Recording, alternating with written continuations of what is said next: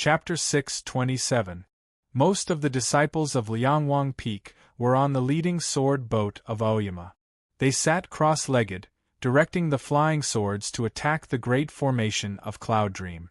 Even though they were nervous, they couldn't help but glance at the young man with a tender face and light eyebrows at the bow of the boat. Guananshan and the others of course knew Tong Yen, but they couldn't figure out why Tong Yen was here. What was going on? Wasn't Tong Yen behind closed doors on Cloud Dream Mountain? No. Even if he had come out from behind closed doors, why was he on the sword boat of Aoyama and directing them to attack Zhongzhou School? This eerie and absurd scene originated from a long story. Tong Yen was the best chess player in the world, and he was also the best storyteller. However, he didn't have the time, and it was unnecessary for him to tell a story to Guananshan and the others.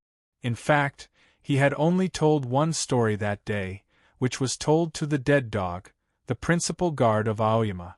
The story was quite convincing, so he was able to leave the hermit peaks of Aoyama and come to this sword boat of Aoyama. After coming to the sword boat of Aoyama, he found out that his story was similar to that of Yuan Qijing, so he added a part of it. This was what he was doing at the moment. Zhao Liu and the others were still in the hermit peaks of Aoyama. They couldn't come here without their flying swords, and even if they had swords, it would be too late. As for why Tong Yen could come here in time, it was because he had another reason. The Zhongzhou School was attacking Zhaoga City on a large scale. All the swordsmen were there, so Cloud Dream Mountain was undefended. If the Aoyama sect wanted to change the situation in Zhaoga City, the simplest way was to attack Cloud Dream Mountain on a large scale. This was a common and unorthodox method in the military books in the mortal world, but it was quite useful in this story. It was because nobody dared attack Cloud Dream Mountain, never. The Aoyama sect had rewritten the history of the cultivation circle in Chaotian that day. A white cloud came over from Zhaoga City. The immortal Tan had come back. Ignoring the Aoyama sword boat that was attacking the great formation of Cloud Dream, he looked at the wind and snow and said, "Let's stop." Yuan Qijing walked out of the wind and snow and looked at him expressionlessly. "Have you stopped?" At the same time, in the royal palace of Zhaoga City, Bai Zhao was walking slowly toward the grand hall. After a moment of silence, the immortal Tan asked, "Do you really want Chaotian to become a sea of fire?" Yuan Qijing and Fang Jingtian suddenly looked in the direction of Zhaoga City, showing a grave expression on their faces.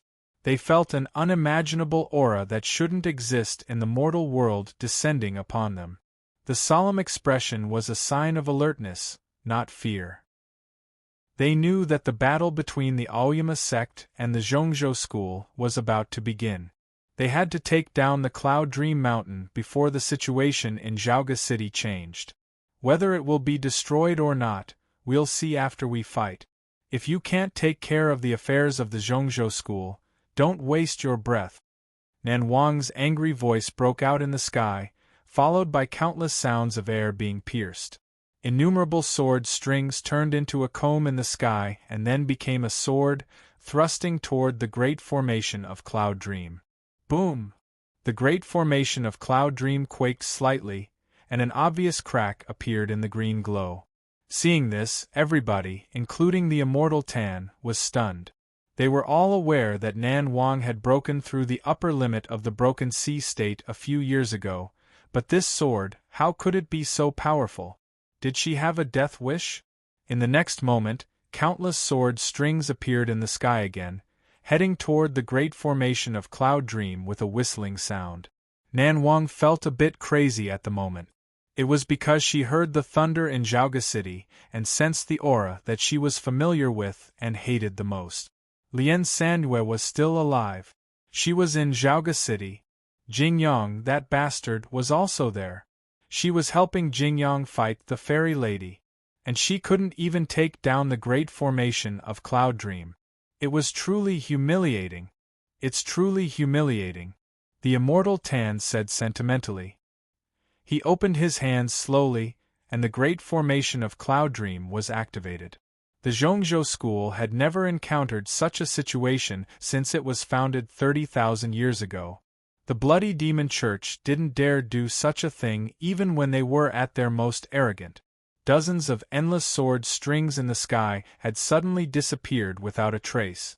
Those flying swords attacking the great formation of Cloud Dream had also been disturbed, becoming restless.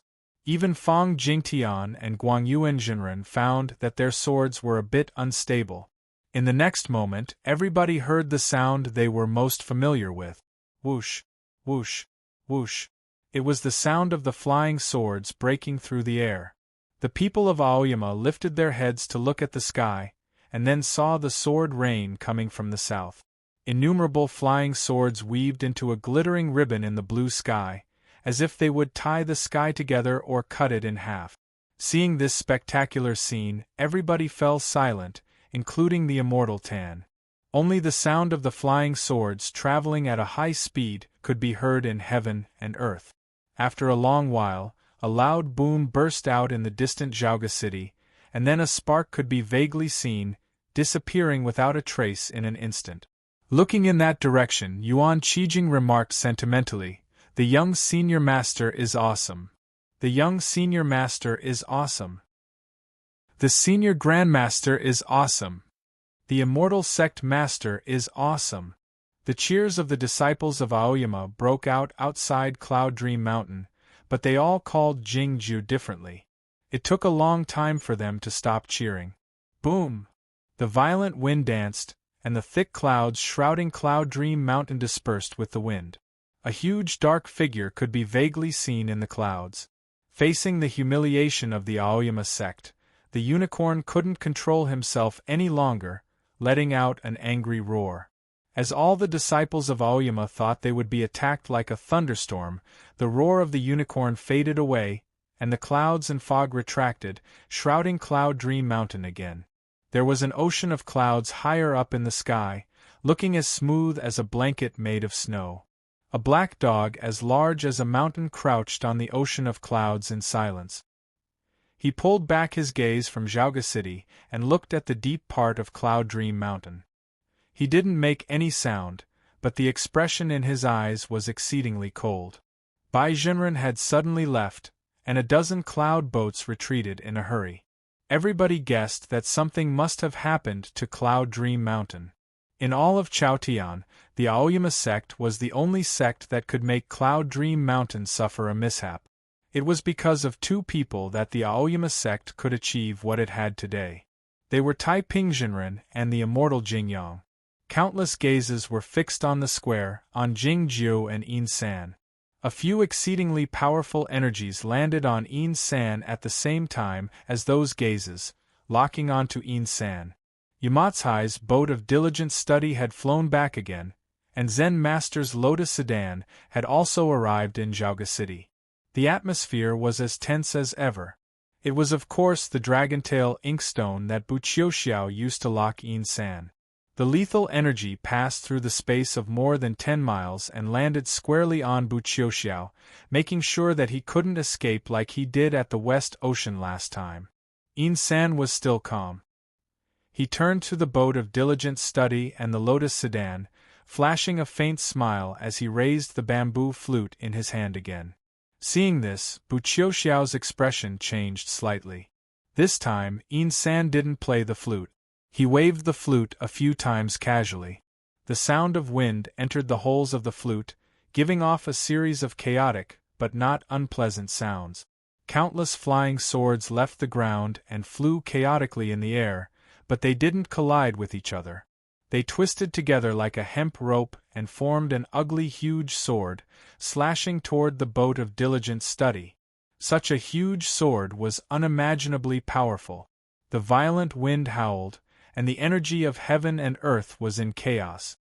"All disciples, back off!" Buqiuxiao yelled and summoned all of his righteous energy, intending to have a life-and-death fight with this huge sword.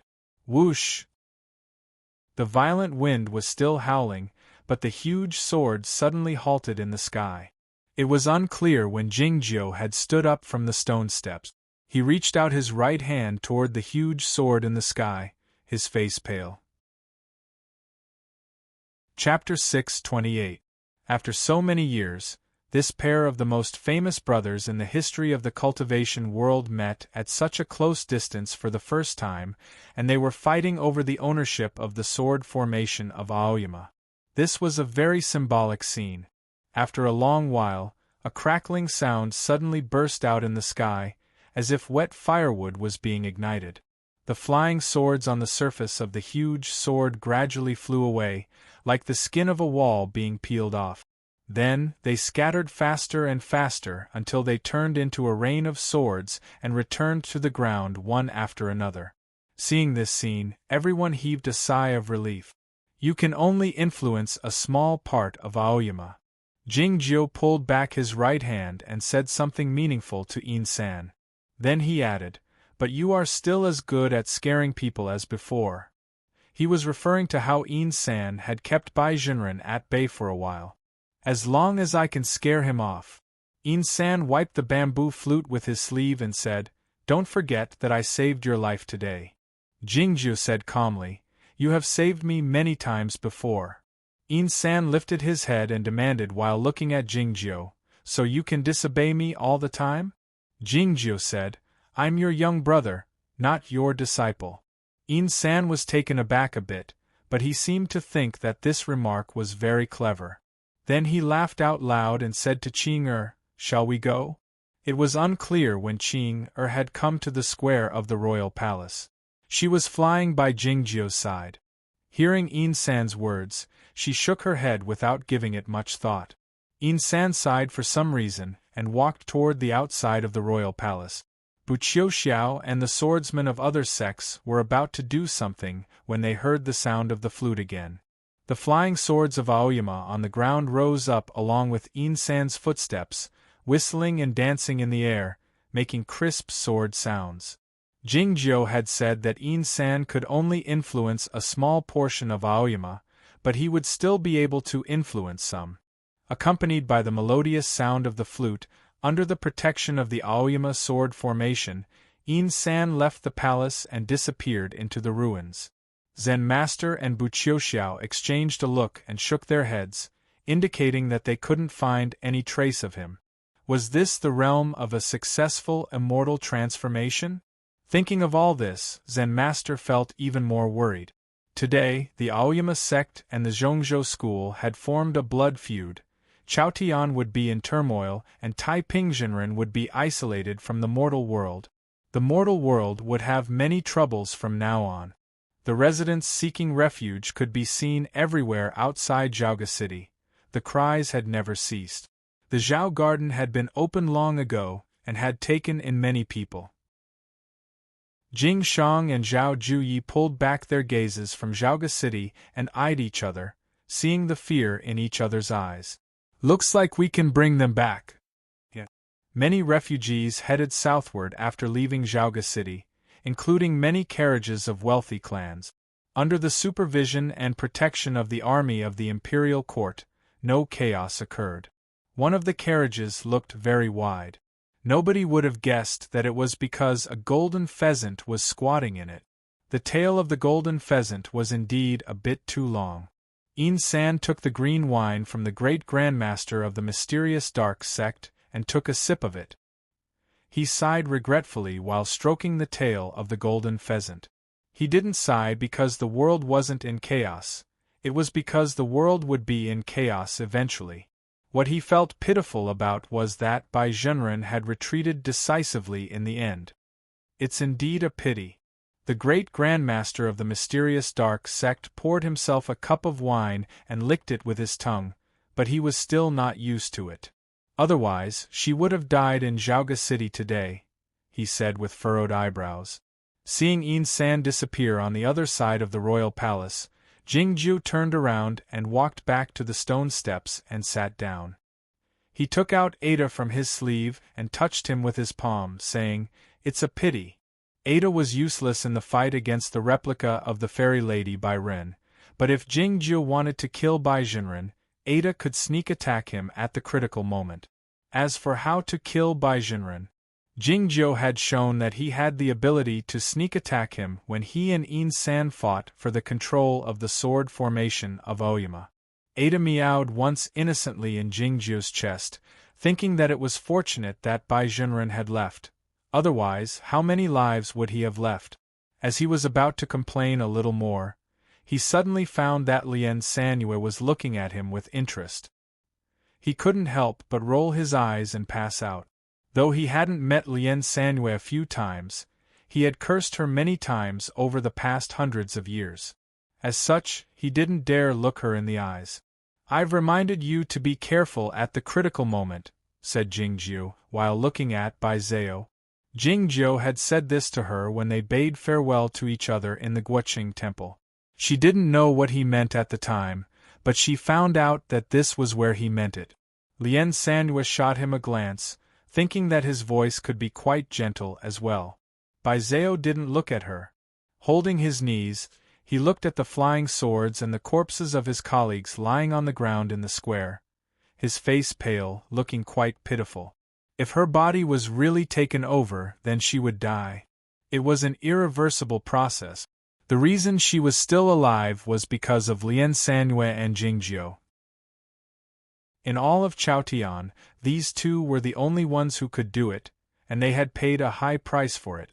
Lien Sanyue pulled Zhao Leu into her bosom and said, "Take a nap if you're tired."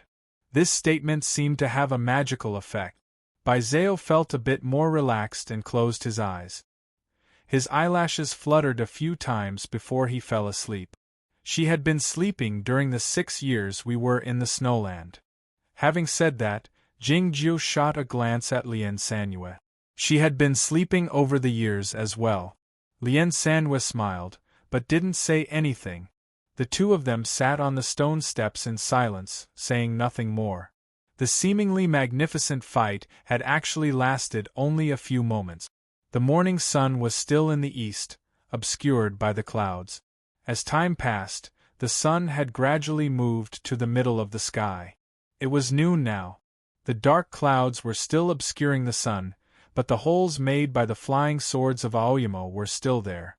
Countless rays of light shone down from those holes, shining on the square of the royal palace. The ground was covered with swords and corpses. It was an eerie scene. It was eerily beautiful.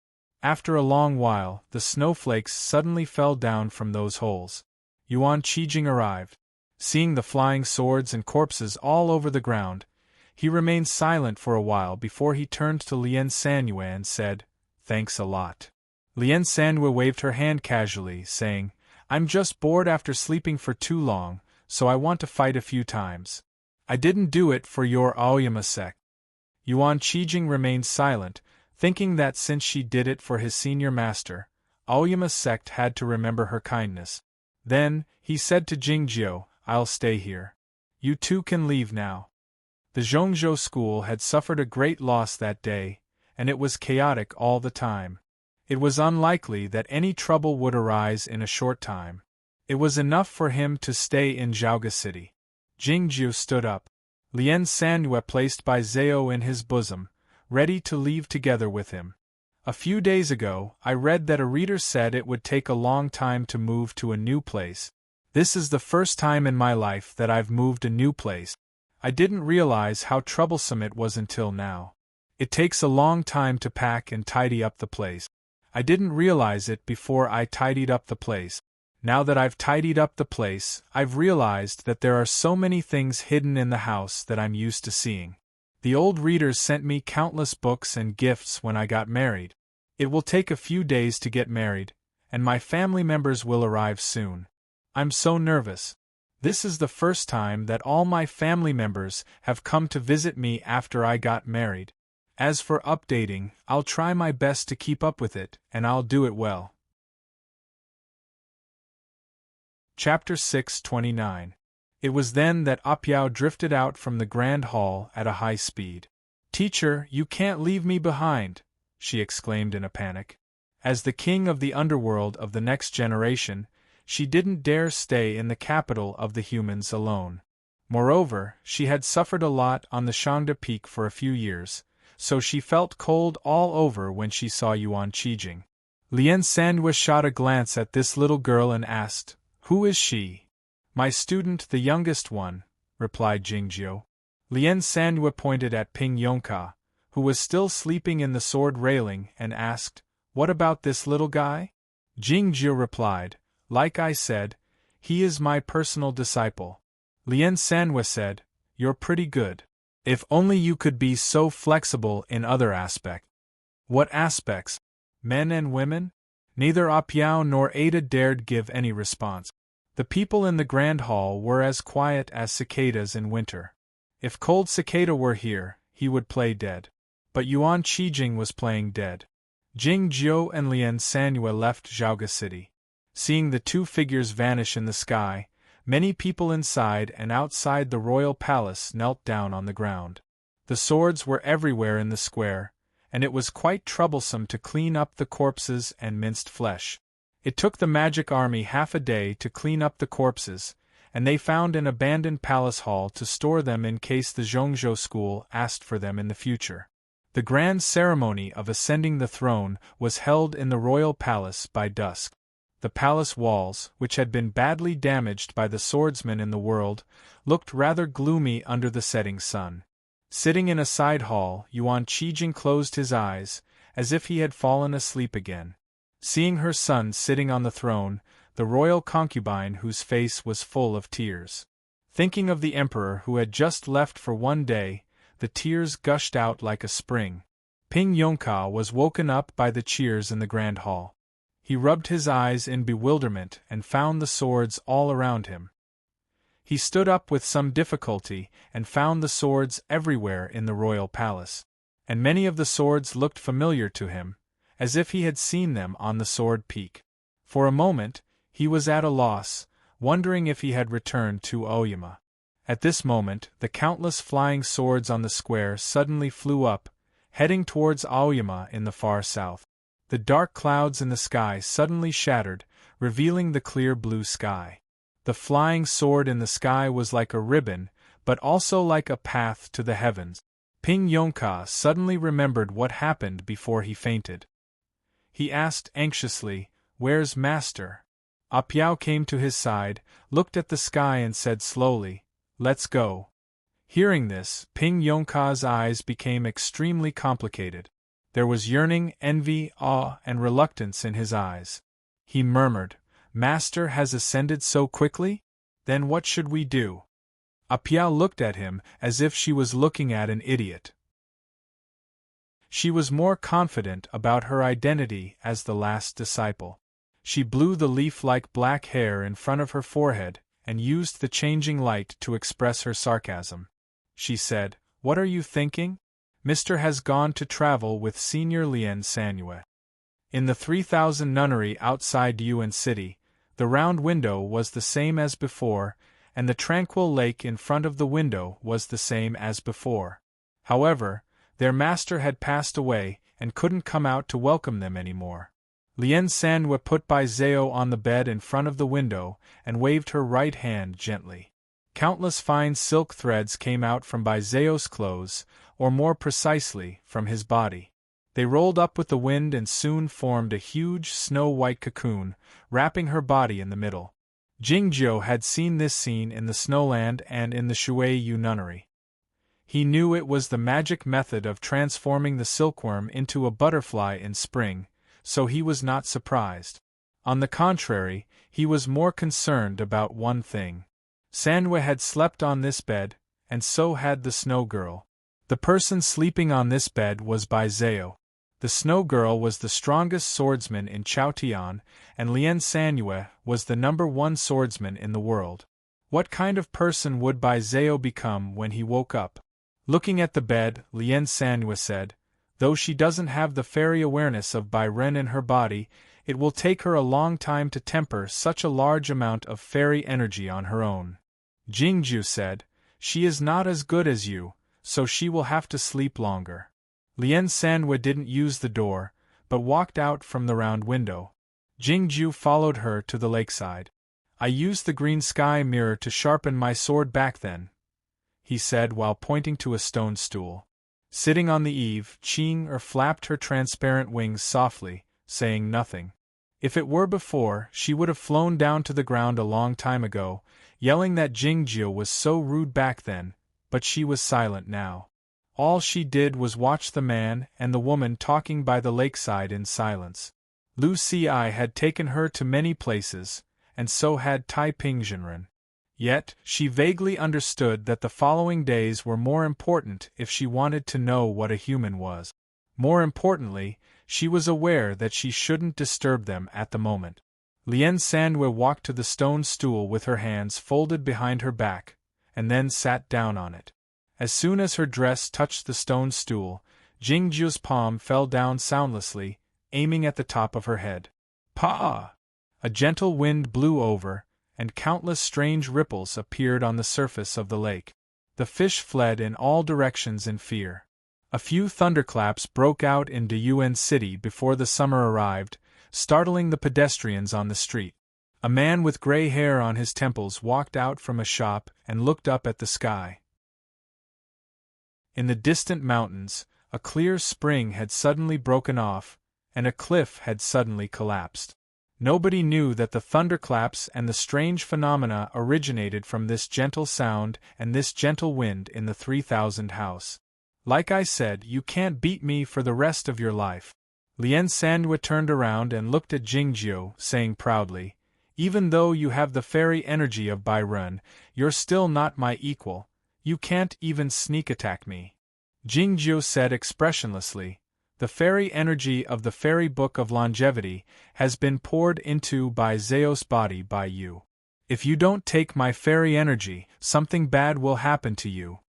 Back when the godly swordsman of West Ocean wounded Guodong severely with a swing of his sword, she relied on the fairy energy of the fairy book of longevity to keep her body from being destroyed. Lien Sandwe said calmly while looking at him, you have a low cultivation state right now. It's no different from seeking death to employ the sword formation of Aoyama. You would die if you didn't have the fairy energy. Jingju said calmly, I'll never die. You're always a liar, Lien Sandwe said calmly. After a moment of silence, Jingjiu started walking along the stone path by the lake. Lien Sandwe followed him and grabbed his sleeve, saying, don't be angry. My temper is much better now, isn't it? Jingju didn't say anything. He held her hand and kept walking forward. Back then, he and Lien Sandwe had a thorough break. They could be said to be strangers for life and death, though it was a one-sided relationship. Yet, they were the most likely cultivation partners. He knew her better than anybody else, and he knew her magic method of transforming a silkworm into a butterfly. Though it was an excellent magic method, she couldn't sustain it for a long time, given her temperament.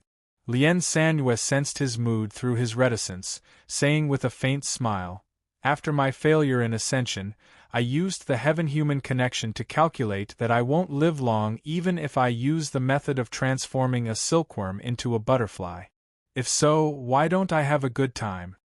She had defeated the immortal Tan, the most powerful swordsman in the world, and fought with the ascended fairy lady. Now that she was holding his hand, she felt a good time. I'm not happy, Jingju said earnestly while staring into her eyes. Lien Sandwe thought that Jingju didn't have much emotion to begin with, so it would be hard for him to be unhappy. After some thought, she stood on tiptoe and kissed his lip. Jingju didn't evade her kiss. He looked at her in silence. Lien Sandwe said, I want to go to White Town to see that man. I'll go with you, said Jingjiu. Chapter 630. The snowland had been peaceful for a long time, and the cultivation practitioners of various sects had all returned to their mountains. The surroundings of White Town had become much quieter, but the city became more lively because of the returning believers. Only the small temple in front of the cliff was still the same as it had been in the past few years. It was neither lively nor deserted. The golden Buddha statue was only calmly and solemnly gazing at the north. Lien Sandwe walked into the small temple and sat down on the doorsill. However, she didn't face the snowland this time, but the golden Buddha statue in the temple. Jingju stood on the flat ground outside the temple, looking in the direction of the snowfield. No one knew what he was thinking. Lien Sandwe didn't do anything. All she did was look at the golden Buddha statues in silence. She would change her posture once in a while and smile once in a while. It seemed that she was quite happy. The voice of the Broadsword King, Chao Yuan, rang out in the small temple. His voice, which was usually round and full of gaps, was full of gaps that day, trembling a lot. If you don't like eating cucumbers, how about eating carrots? Lien Sanwa smiled and glanced at the fresh radish on the table, saying, "Many years ago, I asked you if you wanted to go to the south." The voice trembled even more. "Why don't you like eating carrots?" Lien Sanwa said, "Don't repeat yourself. I know you are very nervous at the moment." After a long moment of silence, Chao Yuan said, "I thought you liked me guarding here, though I didn't do it for you." Lien Sanwa said, "If you had agreed to come with me, we would have traveled together for a few years." "I regret it," Chao Yuan said earnestly.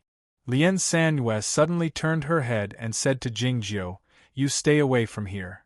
Jingjiu went 1,000 miles away. Lien Sanwa said, "I'm a bit tired. I want to take a nap. Can you hold me in your arms?" "Okay," said Chao Yuan in a trembling voice. Lien Sanwa lay down in front of the Buddha statue and closed her eyes slowly, falling into a sweet dream. He slept for 3 days and 3 nights. Lien Sanwa opened her eyes and said, "I'm leaving." "Okay," said Chao Yuan in a trembling voice. Lien Sanwa walked out of the small temple.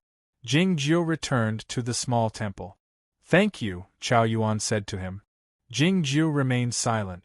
Chao Yuan continued, "Thank you for being alive so you can stay with her. As long as she was happy." Lien Sanwa turned around and said to him, "Don't say that. You've been with me longer than he has." After leaving White Town, Jingjiu and Lien Sanwa went to Jui City. They didn't eat hot pot. Instead, they ate handheld mutton, which Lien Sanwa thought was more satisfying. Jingjiu watched her eat in silence. He also felt very happy. Then, she impatiently stuffed a piece of sweet garlic into his mouth. The sugar garlic was both sweet and sour, but it was a little bitter after a long time. Having eaten the mutton, the two of them started strolling on the street, as if they were taking a walk by the lake in the 3000 nunnery. Lien Sanwa reached out her hand and pulled Jingjiu's sleeve in a natural manner, her face full of the demeanor of a young girl, looking quite happy. She would never take the initiative to hold his hand. Anyway, it wouldn't take long before Jingjiu took the initiative to hold her hand. After leaving Jui City, they went to many other cities. Like what they had done in the past few years, they wandered around the world casually and watched the seasons. It was another spring day when they returned to the 3000 nunnery outside Diyuan City. Baizao was still asleep. "This child is like me in some aspects, but she's a bit too feeble." Standing by the window, Lien Sanwa said while looking at the vague figure in the cocoon, "You should treat her better in the future." Jingjiu didn't give a response. It was quiet by the lake. The willow branches brushed the surface of the water gently, the dragonflies landed on the surface of the water, and the frogs jumped into the water, making all sorts of noises. "I want to listen to zither music," said Lien Sanwa. "We don't know how to play it," said Jingjiu. There was a famous young Master Li in Diyuan City. It was because his father had been the governor of Diyuan City, and because Duke Lu had taken care of him in secret. He ran a few antique shops in the city, and the people he dealt with were the nobles. He was truly a noble person. Though he was almost 50 years old, his body was in excellent condition, and he looked quite energetic. It was not strange for him to be called a young master. Yet, for some reason, he hadn't gotten married yet. The hair on his temples was covered with frost and snow, giving him a lonely and miserable look. In the late spring of last year, the young Master Li suddenly felt a sudden palpitation in his heart. He invited a doctor to check on his condition, but the doctor didn't give him any advice. It was well known that he hadn't been sick for many years, since he received a bottle of magic pills falling from the sky. The palpitation in his heart persisted for a whole year. In the early spring, the palpitation didn't get better, Instead, it got worse. He often couldn't sleep at night, sweating profusely. To make himself feel better, the young masterly led the caretaker out of Diyuan City, intending to travel in the mountains for a few days. There were many scenic spots outside Diyuan City, but the young masterly chose one of them as he had done in the past. The caretaker had gotten used to it a long time ago, so he followed behind the young masterly with the ancient zither in his arms. The young masterly came to a lotus pond after entering the mountain and winding through the valley. He couldn't help but let out a faint smile as he looked at the green lotus targets on the surface of the water and thought of the scenery in the middle of summer. In midsummer there were lotus flowers, and the scenery was even better. Back then, he had fallen into the water because he was greedy for the scenery, and then he saw the fairy maiden that he could never forget. After leaving the lotus pond, Zhang Xian continued walking along the mountain path. When he reached the end of the mountain, he saw a patch of green grass. Lying in the grass was a stone with 2 words written on it. 3,000. Looking at the stone, young Masterly suddenly felt his heart palpitate even more. He even felt some pain, and his face suddenly turned pale. Seeing his condition, the housekeeper hurriedly went forward to support him. He asked if he wanted to rest and then went to find a doctor. Young Masterly roughly snatched the zither from the housekeeper's hand and then told him not to follow him in. The nuns of the 3,000 nunnery were very familiar with young Masterly because he often donated things to the nunnery. Moreover, he would come here to play the zither once a year. Occasionally, he would come here alone after getting drunk. Logically speaking, they should be very welcoming of his arrival, but today's situation was a little special, so they could only block him in front of the small bridge with an awkward expression. At this moment, a cold and emotionless female voice rang out, "Let him in." The moment he heard that voice, young Master Li's body froze. It was as if a lifetime had passed. As far as he was concerned, it was a lifetime. Young Master Li felt a bit exhausted. He fell to the ground on his butt as his legs gave way. He didn't know what he should say or what he could say at the moment. He untied the zither case with his trembling fingers and took out the zither, placing it on his knees. Then, he adjusted the positions of the strings with his trembling fingers, hoping to play the most satisfying zither music in his life. "Don't be hasty," the female voice rang out again. After a moment of silence, young Master Li breathed slowly a few times and finally calmed down. Then, he started plucking the strings with his fingers. The zither music started playing. The footsteps were heard lightly. Lien Sandwe walked over from the other side of the bridge. Young Master Li didn't dare raise his head, so all he could see was a corner of her skirt. His fingers couldn't help but tremble again. The tune he played was out of tune. "Take your time," said Lien Sandwe. Young Master Li had finally raised his head after taking a few deep breaths. He stared at Lien Sandwe's face and eyes, gradually calming down. Looking at him, Lien Sandwe said with an appreciative expression in her eyes, "The saying immortals have different paths refers to the difference in lifespan. I didn't understand it back then, thinking that you would die a long time before me, which is not interesting at all. If I had known it earlier, I would have stayed in Diyuan City and listened to your zither playing for a few years." Young Master Li's face turned exceedingly pale. It was because he was a smart person, so he understood what the fairy lady meant. Standing on the other side of the bridge, Jingju listened to Lien Sandwe in silence, his face devoid of any emotion, jealousy, or anything else. Young Master Li closed his eyes and then opened them again. Then, he started playing the zither calmly. The sound of the zither gurgled like the flowing water. It was the same introduction to the pleasant night. The pleasant night arrived. It was late at night. Lien Sandwe looked at Jingjiu and asked, "When did we meet?" Jingjiu didn't answer this question. Lien Sandwe continued, "I like many things and many people. Am I a fickle woman in the eyes of others?" "As long as you are alive, you can do anything you want," said Jingjiu. I can find tens of thousands of men or women for you. Lien Sandue exclaimed with raised eyebrows, Do you want to die? Jingju uttered, You're so childish. You're the one who fears death the most in this world, but you still say such things. Lien Sandue said while stroking Jingju's face, Back when I went to White Town to have fun, you were so angry that you couldn't fall asleep until you asked Nan Wang for the wine every day. But after you sobered up, you even tried to avoid her. It was impossible for you to think of death. Jingju said, At the time, I thought he liked fighting too much, and you couldn't defeat the Snow Queen, so I was worried about you. Lien Sandue said with a faint smile, You were too lonely back then, so you developed such a strange temperament. But isn't it better in this life? You have so many disciples, so I'm relieved. Her words were full of affection, and so was her zither music. Lien Sandue turned to the other side of the bridge, and looked at the young masterly, who was still playing the zither with his fingers stained with blood. Don't be jealous, she said. You should know that you're special to me. The reason is a bit vulgar. It's because you're stronger than me, and you were the one I couldn't get. After a moment of silence, Jingju said, I parted with you back then because I thought you wouldn't be able to ascend if you stayed like this. I didn't want that to happen. Lien Sandue asked while looking at him in silence, What's the benefit of ascending? Jingju said, We won't part with each other unless we're still alive. The purpose of parting was not to part with each other. If I had known that my ascension would provoke you to take the risk and leave earlier, I would have waited for you.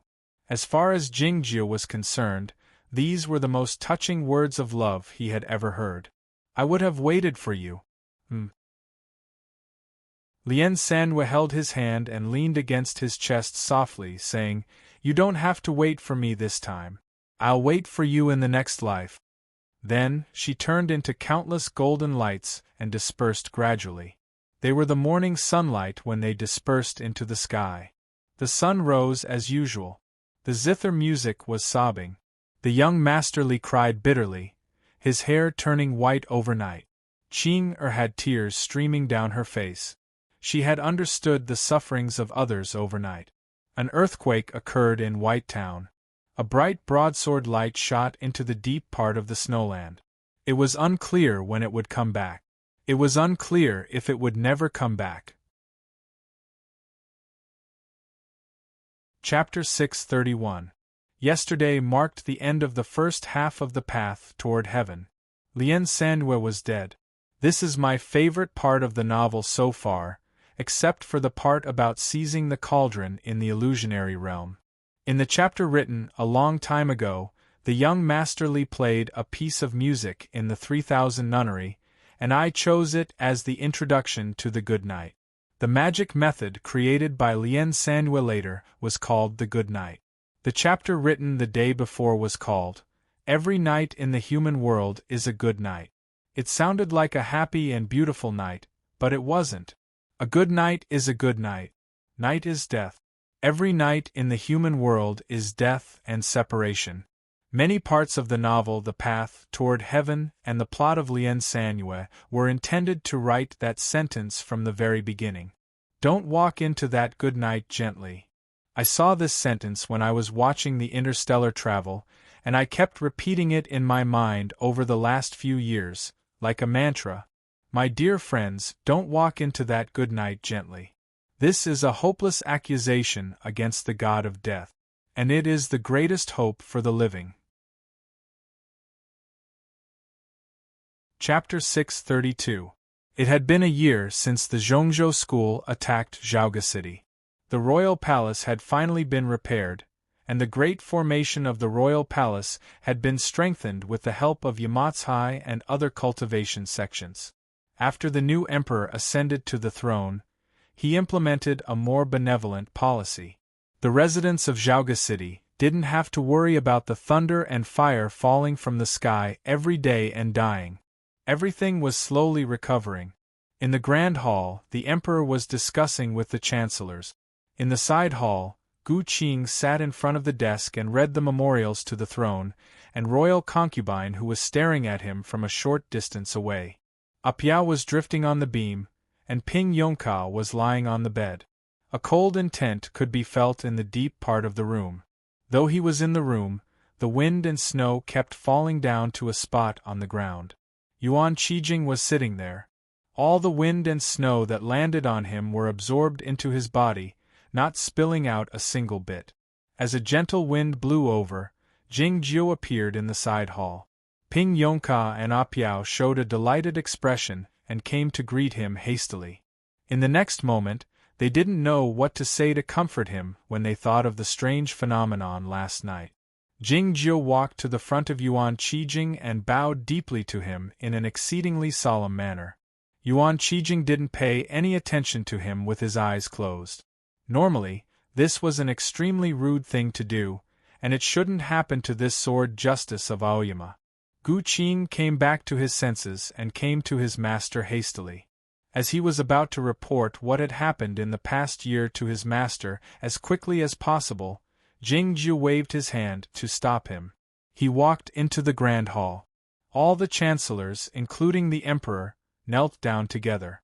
The whole of Chaotian had witnessed the strange phenomenon of heaven and earth the day before. The early morning in Diyuan City came early. It was supposed to be late at night, but the morning sunlight filled the sky and the sun rose early. Everybody was well aware of what it meant. Why was he still so calm, as if nothing had happened? "Who is the best at playing zither?" asked Jingjiu. The grand scholar who was the best at playing chess, was almost 100 years old. "I can play it," he said in a trembling voice. "Play a piece for us," said Jingjiu. At this time, he was still in the mood to listen to the zither. Everyone felt a little strange. Such coldness was truly unimaginable. Palace maids and eunuchs brought out expensive zither. The scholar collected his thoughts and used his withered fingers to play a tune. Jingjiu said, "It's not as good as the one I heard yesterday." The hall was very quiet. No one understood what he meant, nor did they know what he wanted to do. Gu Qing looked at him worriedly. "Back then, it only took me 9 days to learn a lot of things. I thought that living was a very simple thing, but now I realize that there are many things that I can't learn, such as playing the piano, such as—" Jingjiu paused for a moment before continuing, "such as not crying. If Hejan comes, don't let him go back to the north. If he insists on going back, have Aoyama protect him." He told Gu Qing, "Send me home later." Gu Qing suddenly felt a strong uneasiness. Jingjiu walked to the stone steps in front of the hall and looked at the sky in the distance, saying, "It's really difficult." Having said this, he closed his eyes and fell backward. His body landed on the ground, not making much noise. But it was like a mountain collapsing with a loud crash. Countless surprised screams broke out in the hall. Jing Yao suddenly stood up and rushed toward the platform, but was stopped by the eunuchs sent by royal concubine who. Ping Yongka and Apiao came before the stone steps as quickly as they could, looking around cautiously, keeping the chancellors and eunuchs at bay. Kneeling by Jingjiu's side, Gu Qing reached out his trembling finger and felt Jingjiu's breathing. He found that his breathing was long and weak, but it had not stopped. In the next moment, he was certain that his sword wills did not show any signs of dispersing. Fortunately, the most frightening thing didn't happen. Gu Qing felt a bit exhausted. His legs gave way and he sat down on the ground. The discussions in the hall grew louder and louder. Gu Qing tried his best to control his mind. He picked up Jingjiu from the ground and walked into the side hall, ready to put him on the soft bed. Ping Yongka suddenly remembered that the emperor passed away on this very soft bed last year and thought it was inauspicious, so he stopped them hastily. Royal concubine who said to Gu Qing, "Let's go to my palace." Gu Qing nodded after a moment of silence. The security in the royal palace was raised to the highest level, and the flying carriages kept crossing each other in the sky. According to the will of the previous emperor, Jingjiu had the highest power in the Jing imperial court. His sudden unconsciousness would cause a great commotion, making people feel uneasy. What they didn't understand was why Jingjiu had suddenly fainted. Ping Yongka and Apiao stood by the bed, their expressions bewildered and helpless. Gu Qing stood by the window with a grave expression on his face. It was impossible for him to put his master on the bed of royal concubine who. This was where he had stayed when he taught Jing Yao. Jingjiu had slept for 3 days and 3 nights, and there was no sign that he would wake up. Gu Qing's mood grew heavier, especially when he thought that the letter to Oyama had been sent out a long time ago. Why hadn't anyone arrived yet? It was then that the great formation of the royal palace suddenly sensed something. Someone had tried to barge into the royal palace and was blocked, and was confronting the magic army. Gu Qing was surprised to see the intruder, and he motioned for the magic army to let him in. The invisible barrier in front of him suddenly disappeared. Hejan arched his eyebrows slightly and barged into the royal palace fearlessly. He came to the center of the square and yelled sternly, "Jingjiu, come out now!" The whole of Chaotian had witnessed the peculiar phenomenon of heaven and earth in Diyuan City 3 days ago. Jingjiu saw the morning sunlight even though he was in the deep part of the snowland. The morning sunlight was bright, but not dazzling. It was like the fortunate encounters he had had since he was a child. It was always natural and dazzling. In the next moment, the snowland was greeted by a magnificent and desolate broadsword light. The monsters of the Snowy Kingdom and the human cultivation practitioners couldn't stay there any longer. Hejan didn't want to stay there either. Back when he was at the Baotong Zen Temple, he had vaguely guessed the identity of his aunt. As a result, he became more arrogant and dared go to Morning Lake to kill people, enter the snowland to kill monsters, and argue with the elders of the major sections. He didn't need to be afraid of anybody as long as she was with him. Now she was gone. He went to Diyuan City as quickly as he could, but he didn't find anything. Then, he came to Zhaoga City under the guidance of the nuns of the 3000 nunnery. What had happened in Zhaoga City last year had spread all over Chaotian. Everybody knew the relationship between Jingjiu and Lian Sanyue, and that they had left Zhaoga City to travel the world hand in hand. She was dead now, but Jingjiu was still alive. Hejan would of course come here to ask for an explanation. It didn't matter if he could defeat him or not. She was gone. He wasn't afraid at all. Gu Qing invited Hejan into the grand hall. All of Hejan's anger, nervousness, and lethal intent had turned into bewilderment. Jingjiu was lying on the bed with his eyes closed, not breathing, as if he had become a dead object. "What is going on?" he asked in a trembling voice. Nobody knew the reason. Yuan Qijing might know, but he was in the grand hall of the royal palace with his eyes closed as well. It was unclear when he had woken up. Thinking of his master's experience of sleeping for a few years in the Guoqing temple, Gu Qing said, it might have something to do with the fairy energy. This was the most probable scenario. Even the immortal Jingyang and Lian Sanyue would have to pay a great price to defeat the fairy lady who had come to this world. One of them was sleeping soundly, and the other had already left the human world. Hejan felt very uncomfortable, but he had nowhere to vent it. He yelled angrily and then started crying. Seeing him cry like an orphan whose parents had died, Ping Yongka and Apiao felt it odd, wondering why he was so sad. Hejan cried because he didn't know why. Nobody knew the relationship between him, Shui Yu Nunnery, and Lian Sanyue. Gu Qing had vaguely guessed something after being told by Jingjiu. He patted his shoulder to comfort him. Hejan didn't stay in Zhaoga City for long. He left on the same night. According to him, the broadsword King Chao Yuan was engaged in the fiercest fight against the Queen in the Snowland in the last 200 years, so he had to go back to White Town to keep an eye on him. Jingjiu hadn't woken up yet. Gu Qing had to do as he was told and bring him home. The question was, where was his home? Normally, he was the granduncle of the emperor and grew up in the royal palace, so this was his home, but Gu Qing felt that he didn't mean it that way. Otherwise, he wouldn't have said so. My master has spent much more time in Aoyama than in the royal palace.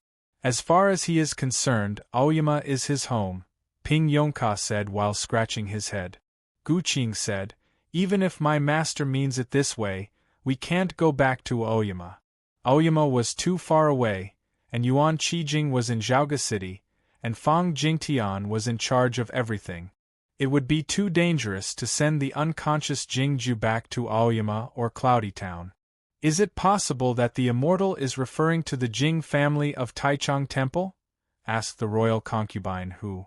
Gu Qing, Ping Yongka and Apiao eyed each other, thinking it was sensible. Jingyang's home might be the royal palace or Aoyama, but Jingju's home was of course the Jing house, which was not far from Taichung Temple. The black eaves of Taichung Temple were covered with dust. They weren't as lively as they used to be, but they weren't as formidable either. Someone came by the evening after Gu Qing, and the others brought Jingju back to the Jing house. The sunset glow was as bright as blood. Standing under the begonia tree, Zhao Lei remained silent while looking at Jingjiu in the study room, who was sleeping soundly. She wielded the thoughtless sword and cut all the begonia trees into pieces. The twilight shone through the window, illuminating Jingjiu's face more clearly. The broken pieces of the trees and flowers fell down with the wind, but none of them landed on her. The breeze tousled her black hair on her shoulders. She started growing her hair after hearing about what had happened in Zhaoga City last year, and it almost reached her waist. Chapter 633. Zhao Lei stood in the twilight. The setting sun was behind her. Her countenance couldn't be seen clearly, but her black and white eyes were still as bright as before, extremely eye-catching in the dim world. Standing by the side, Gu Qing prayed in silence that his master would wake up after seeing her eyes. Should we eat something first? Jing Shang asked uneasily while standing at the periphery. Hearing this, Gu Qing and Ping Yongka looked at Zhao Lei. Apiao didn't know what to do. She was the master of the Shenma Peak and the senior master. They were well aware of the importance of Jingjiu in her heart. Though she liked eating hot pot, how could she eat it now? Zhao Lei suddenly turned around and walked toward the dining room. The Jing family had prepared many dishes that day, and the bowls and plates were spread all over the round table. Jing Shang's wife stood by the table nervously, and Jing Li's wife stood further away, feeling wronged. Zhao Lei didn't stand on ceremony. She sat down in the head seat and said, "Sit." All of them sat down. "Let's eat," said Zhao Lei. Thus, everyone began to eat. Throughout the meal, no one spoke a word. After the meal, Zhao Lei asked Jing Li's wife to comb her hair and braid her hair. Everybody pretended not to notice it. Apiao picked up the large bowl that was bigger than her face and pretended to be eating. Jing Li's face was pale, thinking that it was fortunate that there was no mirror in the dining room. Zhao Lei left the dining room and walked back to the front of the study room. She sat down cross-legged at the spot where the begonia tree had been, closing her eyes. The thoughtless sword came out soundlessly. The beautiful twilight shone on her black braid, looking a bit hideous. Seeing this, Ping Yongka felt uneasy, asking Gu Qing, "Big brother, what should we do next?" Gu Qing was well aware of the temperament of the senior master, and that she wouldn't leave as long as his master didn't wake up. "Keep watch," he said. As the disciples, they of course had to stand guard here, but they couldn't just sit there all the time like Zhao Lei did, doing nothing. No one knew when Jingju would wake up.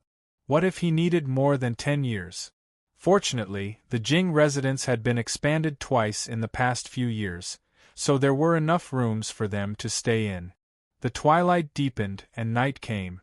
"Master, when will you go back to the palace?" Jingli asked Gu Qing. In his opinion, since his master was the regent, he could not stay outside the palace forever. Gu Qing waved his hand, thinking that this kind of thing was not as important as his master. When Jingli woke up the next morning, he went to the sleeping Jingjiu, Zhao Lei, Gu Qing, Ping Yongka and Apiao one by one. After that, He told his wife not to try to curry favor with the elders by bringing them tea and food. After that, he was ready to go to the royal palace. As he walked out of the alley and arrived on the street, he suddenly halted his step. Seeing the scene in front of him, he couldn't help but rub his eyes a few times, wondering if his eyes were deceiving him. This street was usually very busy and prosperous. There were many mansions and shops on the opposite side of the street, but those shops and mansions had all been demolished overnight, turning into a patch of flat land. What was going on? Jingli walked to the opposite side of the street and looked around in bewilderment. An official of the Construction Bureau of the Ministry of Works recognized his identity and came over hastily to explain. This is the decree issued by the palace last night. Many officials of the Pure Heaven Bureau came to help. I don't know why. Jingli went to the royal palace with a puzzled expression. The young emperor asked concernedly before Jingli could ask, "How is my granduncle doing?" Jingli said, "The Grandmaster hasn't woken up yet. Your Majesty, how come that street has been demolished?" "You'll know when you go back tonight," said the emperor. In the evening, Jingli came back from the royal palace. He suddenly found a temple on the other side of the street. Even with the help of the officials of the Pure Heaven Bureau, it was impossible to build a temple out of nowhere in one day. It was evident that a powerful figure had moved a temple here. The temple was a bit old, and Jingli felt it looked familiar. As he approached it and took a closer look, he found that it was the last 3 halls of the Net Perception Temple. What was going on here? Jingli walked back to the alley in bewilderment. All of a sudden, he heard the door of the mansion open with a squeaking sound, and a young monk walked out from inside. Gu Qing saw him off by the side, showing an exceedingly respectful expression. Regardless of whether he was the governor of the state or the principal disciple of the sect master of Aoyama, he had a very honorable status. How many monks in the world were qualified to earn such respect from Gu Qing? "Greetings, Zen Master." Jingli bowed to the ground hastily and saw a pair of bare feet as white as lotus flowers. Zen Master didn't pay any attention to him, nor did he try to avoid him. He continued telling Gu Qing his cultivation state was not high enough, and he employed the sword formation of Aoyama by force. He deserved to die that day. It's just that he has somehow obtained the fairy energy from Byron that he can hold on until now. I've never seen such a situation before, and I don't know when he will wake up or if he can wake up. However, Shui Yu Nunnery might have some experience with this. You can ask her. Having said that, Zen Master walked toward the other side of the street. He was led by the monks of the Net Perception Temple into the newly moved temple. The bell rang out in the twilight. Gu Qing bowed to the other side of the street earnestly. Jingli followed suit and bowed hastily. The next day, a small green curtained sedan landed on the street. Shui Yu Nunnery turned around and left after shooting a glance at Zhao Liu after saying something to Gu Qing. Since Zen Master was in charge of this place, it was unnecessary for her to stay here. Moreover, the heavenly well by the East Ocean needed someone to look after it. Lien Sanyue had slept for many years after being infused with the fairy energy by Jingju back then. However, Shui Yu Nunnery only knew the changes of the exterior, but he didn't know how she had tempered the fairy energy, nor could he provide an answer. After the chief nun of the Watermoon Nunnery left, Zhen Tao and a few of her fellow disciples stayed and lived in Taichung Temple. Soon after, the people of the Platonist sect, the Mirror sect, and the Ozawa sect had also arrived. They chose their own residences not far from the Jing house. The former belonged to Jingjiu, and the latter had the backing of Yamatsai. The former belonged to Jingjiu, and the latter had the backing of Yamatsai. In other words, the Jing house was completely surrounded, becoming a forbidden place that was isolated from the outside world. It was evident that the Jing house was guarding against the revenge of the Zhongzhou school. Moreover, Yuan Qijing was in the royal palace, so the sleeping Jingjiu should be safe. Thinking of all this, Jingli returned home. He sensed that something had changed in his house, and then he remembered that the begonia was gone. He couldn't help but sigh. Zhao Lei sat in front of the study room with her eyes closed. She didn't pay any attention to Zen master or Shui Yu nunnery when they came to her. Yet, Gu Qing insisted on reporting all these things to her regardless of whether she paid any attention to them or not. Zhao Lei opened her eyes and stood up. She reached out her hand to call back the thoughtless sword. Gu Qing was taken aback, wondering what she was going to do with it. Zhao Lei held the braid with her left hand and the thoughtless sword with her right hand. She cut the braid slightly and then tossed it to Gu Qing. The thoughtless sword moved, turning into a blood-red line heading toward Aoyama. Holding the braid in his hand, Gu Qing looked at the sword light disappearing into the horizon, feeling bewildered. Back when Jingjiu was lost in the snowland, Zhao Lei had waited for him in front of the temple in White Town for a year. It had only been 1 day since he left. All of a sudden, he felt that the braid in his hand was quite heavy and hot. He knew that it was not something he could touch. He entered the study room hastily and placed it by Jingjiu, adjusting its position carefully. The blood-red sword light illuminated the top of Shinma Peak. Yuan Chu came out from the Grand Hall and asked, "Master, how is the immortal sect master?" Zhao Lei didn't heed him, waving her sleeve a few times.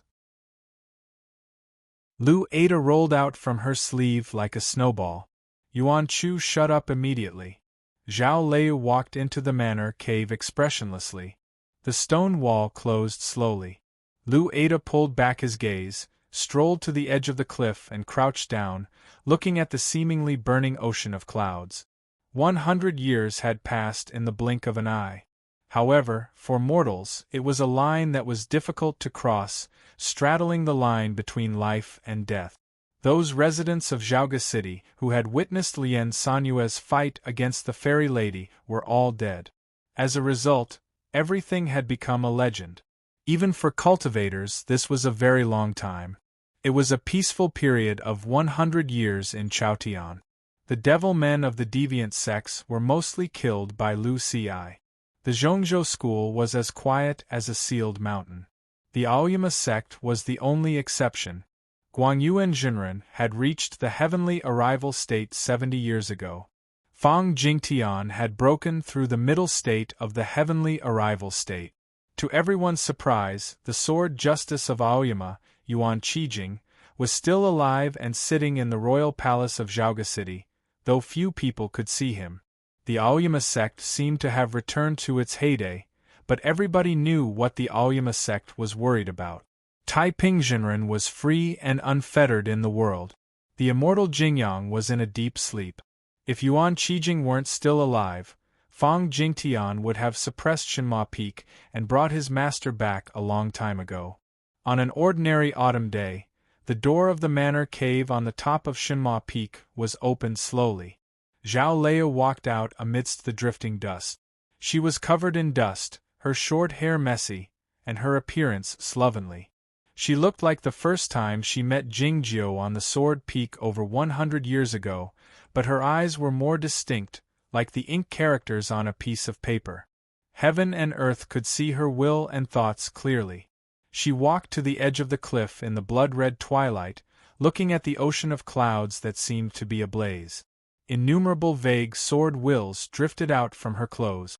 The ocean of clouds suddenly broke apart, turning into tens of thousands of strands, looking like countless dancing flames. Yuan Chu walked out from the Taoist hall. He was so shocked that he forgot to bow to his master, his eyes full of disbelief. What cultivation state had his master demonstrated just now? A meow of a cat suddenly burst out on the distant Bihu Peak. It was a yearning sound.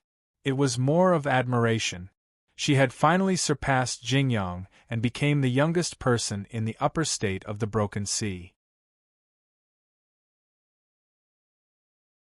Chapter 634. In the past 100 years, Zhao Lei had broken through 3 cultivation states and reached the upper state of the Broken Sea, becoming a truly powerful swordsman. As a result, Aoyama had experienced some subtle but important changes. These minor changes accumulated and would erupt soon. As Yuan Qijing was in Zhaoga City, Fang Jingtian became the person with the highest status among the 9 peaks of Aoyama. He had been fair and steady over the years, winning the hearts of the people. After a long time of preparation, he proposed to appoint a new sect master, which was supported by many elders and disciples, but also met with many objections. The disciples of Aoyama still remembered that there was a great grandmaster who was sleeping in Zhaoga City. Who would believe Fang Jingtian's claim that Jingjiu was not the grandmaster Jingyang but the all-in-one sword devil? Since Zen Master and Lien Sanyue had admitted the fact, how could they deny it? Zhao Lei was behind closed doors and Gu Qing was in Zhaoga City. Shenma Peak didn't say anything, and Tianguang Peak was the most vocal opponent. Zhuoruzhui even came out from behind closed doors once. Faced with the opposing voices, Fang Jingtian was still calm. He didn't suppress the opposing voices by force, but gave a convincing reason. Regardless of whether Jingjiu was the immortal Jingyang or the all-in-one sword devil, the Aoyama sect wouldn't have a sect master as long as he didn't wake up in Zhaoga City. The Aoyama sect needed a new sect master. No matter whether it was Fang Jingtian, Guangyuan Junren, or someone else, over the last 100 years, the Aoyama sect didn't have a sect master. Yuan Qijing stayed in the royal palace all the time, and the peaks acted on their own, which had a great impact on the sect. Even Zhuoruzhui, who was the most troublemaker, couldn't object to Fang Jingtian's reason. The next question was, how should the new sect master of Aoyama be chosen? The elders and disciples of Shuriyue Peak started reading the Mountain of Sect Rules, trying to find the rules that were more favorable to Guangyuan Junren. Standing on the top of Tianguang Peak, Elder Emochi sighed and couldn't form a sentence. Shanghaida Peak was silent. The disciples of Liangwang Peak and the sword practitioners of other peaks were rushing back to Aoyama from all over the continent. The final decision would be made at the Aoyama Sword Trials in early spring next year. After listening to Yuan Chu's report, Zhao Lei asked, "Where is Gu Qing?" Yuan Chu said, "Big brother Gu Qing is supervising the state in Zhaoga City." Fang Jingtian asked him to come back a few times, but he didn't listen. "It's right that he didn't come back," said Zhao Lei. Yuan Chu continued, "Ping Yongka and Apiao suddenly disappeared 80 years ago. No one knows where they went, but Zen Master sent a message saying that we shouldn't worry about them." Zhao Lei had vaguely guessed where the 2 little guys had gone, asking, "What is Tong Yan's opinion on this matter?" Yuan Chu said, "Big brother Tong Yan showed us the way back when we besieged Cloud Dream Mountain. The Zhongzhou school didn't say anything about it, but secretly gave the order to kill him. He went to the Hermit Peaks after he came back. I haven't seen him for a long time." Zhao Lei asked, "Is Zhuoruzhui still behind closed doors?" Yuan Chu said, "Big brother Zhua started behind closed doors 3 years later than you. I don't think he will come out soon." Zhao Lei asked after a moment of silence, "How is he doing?" She always asked the most important question at the last moment. Yuan Chu said, "The immortal sect master hasn't woken up yet. In the beginning, Zen Master guarded him for 10 years. Later, Shuei Nunnery guarded him for 10 years, Buqiuxiao guarded him for 10 years, and Senior Master Guangyuan guarded him for 10 years after he broke through the cultivation state." "Whose turn is it now?" asked Zhao Lei. "Buqiuxiao," answered Yuan Chu. Zhao Lei thought that Lu Shisui should be there as well, so she gave up the idea of going to Zhaoga City right away. The Guoqing Temple, Shuei Nunnery and Yamatsai guarded Jingjiu in Zhaoga City, not only because they respected the immortal Jingyang and had a personal relationship with him, but also because they wanted to show their attitude to the Zhongzhou school, hoping to intimidate them. Only by doing so could the peace of the world be maintained. Of course, the most important thing was that Yuan Qijing was still alive. It was said that the royal palace of Zhaoga City didn't need to activate the formation to cool down the temperature even in the middle of summer, because there was endless snow falling in that side hall. Zhao Lei remembered clearly that Jingjiu had told her that Yuan Qijing and Lu Xi had only a few decades left to live. She and Jingjiu were standing by the cliff edge of Shinma Peak when he said that. It happened more than 100 years ago. Yuan Qijing should have left a long time ago, but why was he still alive? In the early autumn, the braziers were lit in the hall. Zhaoge City was much colder than the south, but it shouldn't be so cold. Yet, those palace servant girls and eunuchs seemed to be used to it. It was because Yuan Qijing was in the royal palace. Of course, all the palaces in the royal palace had their own formations, which could make it feel like spring all the year round. However, the owner of this palace preferred nature and the feeling of being surrounded by a stove. Royal concubine who had been the royal dowager for 100 years, but she still had an innocent expression on her face, like a young girl. "When are you going back to Aoyama?" she asked Guqing. "I'm not going back," said Guqing. Everybody knew that the royal dowager and the governor of the state were the staunchest allies, and this relationship had been maintained for more than 100 years. Yet, they still felt like strangers to each other. At least, they weren't familiar with each other, let alone intimate with each other. Even when they were talking, they stood at a distance of more than 100 feet. If it were an ordinary person, he or she wouldn't be able to hear what they were talking about. The scene looked a bit odd. The palace servant girls and eunuchs in the royal palace had changed many times, but they all knew that this was the rule of the royal dowager and the governor of the state. The palace servant girls served the tea and retreated to the outside of the hall. Empress Hu looked at Jingjiu and said worriedly, "If Fang Jingtian becomes the new sect master and summons you back, you will have no choice but to obey his orders." "Yes," said Guqing. Empress Hu suddenly understood something and said with a faint smile, "So you will become cultivation partners with Zhen Tao before next spring, right?" Sect Master Shui Yu Nunnery had finally broken through the cultivation state a few years ago and became an important figure of his generation. If Guqing could become cultivation partners with Zhen Tao and the relationship between the Shinma Peak and Shui Yu Nunnery, he would have a powerful ally. Under such circumstances, even if Fang Jingtian became the sect master of Aoyama, he wouldn't be able to harm Jingjiu easily. Many years later, if Guqing wanted to compete with Zhuoruzhui or someone else for the position of the sect master of Aoyama, Zhen Tao would be of great help. "I did have to consider the time." Guqing didn't deny what she said and said, "But that's only one aspect. I really like Lady Zhen Tao. Men are so realistic." "What do you mean by like?" Empress Hu looked at him and said mockingly. Guqing said calmly, "Empress Dowager, please be careful with your words." "I said that, I take it back." Empress Hu leaned on the couch and looked outside the window. Guqing also looked outside the window.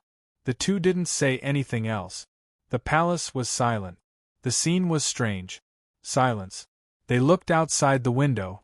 There was nothing outside the window. After an unknown period of time, Empress Hu said softly, "Then are you going to leave me like this?" Guqing turned his head. The setting sun shone on the palace wall on the other side of the window, and on her face. It didn't add any color. Her eyes were a bit red, filled with tears.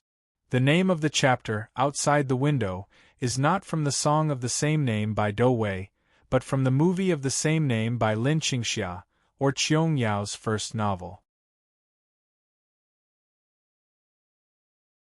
Chapter 635. Looking at her in silence, Guqing didn't say anything to comfort her. Like his master, he wouldn't cry even if Lien Sanyue died. "You can cry all you want. What does it have to do with me?" He didn't come back to his senses until he felt something strange on his face. He reached out his hand to touch it and found it was wet with tears. He was not his master. He was of course not Jingjiu. Jingjiu was the son of the emperor, and he had lived in the royal palace since he was born. Although his father was also an important figure in the Gu family, he had lived in the side courtyard ever since he was born. The courtyard was very small and simple, even worse than those servants who had prestige. It was because his mother wasn't the official wife. She wasn't even a concubine in the beginning. She was either a servant girl who shared a room with the master of the house, or a servant girl who was used casually by the master of the house. The Gu clan had its merits since it had developed to this day.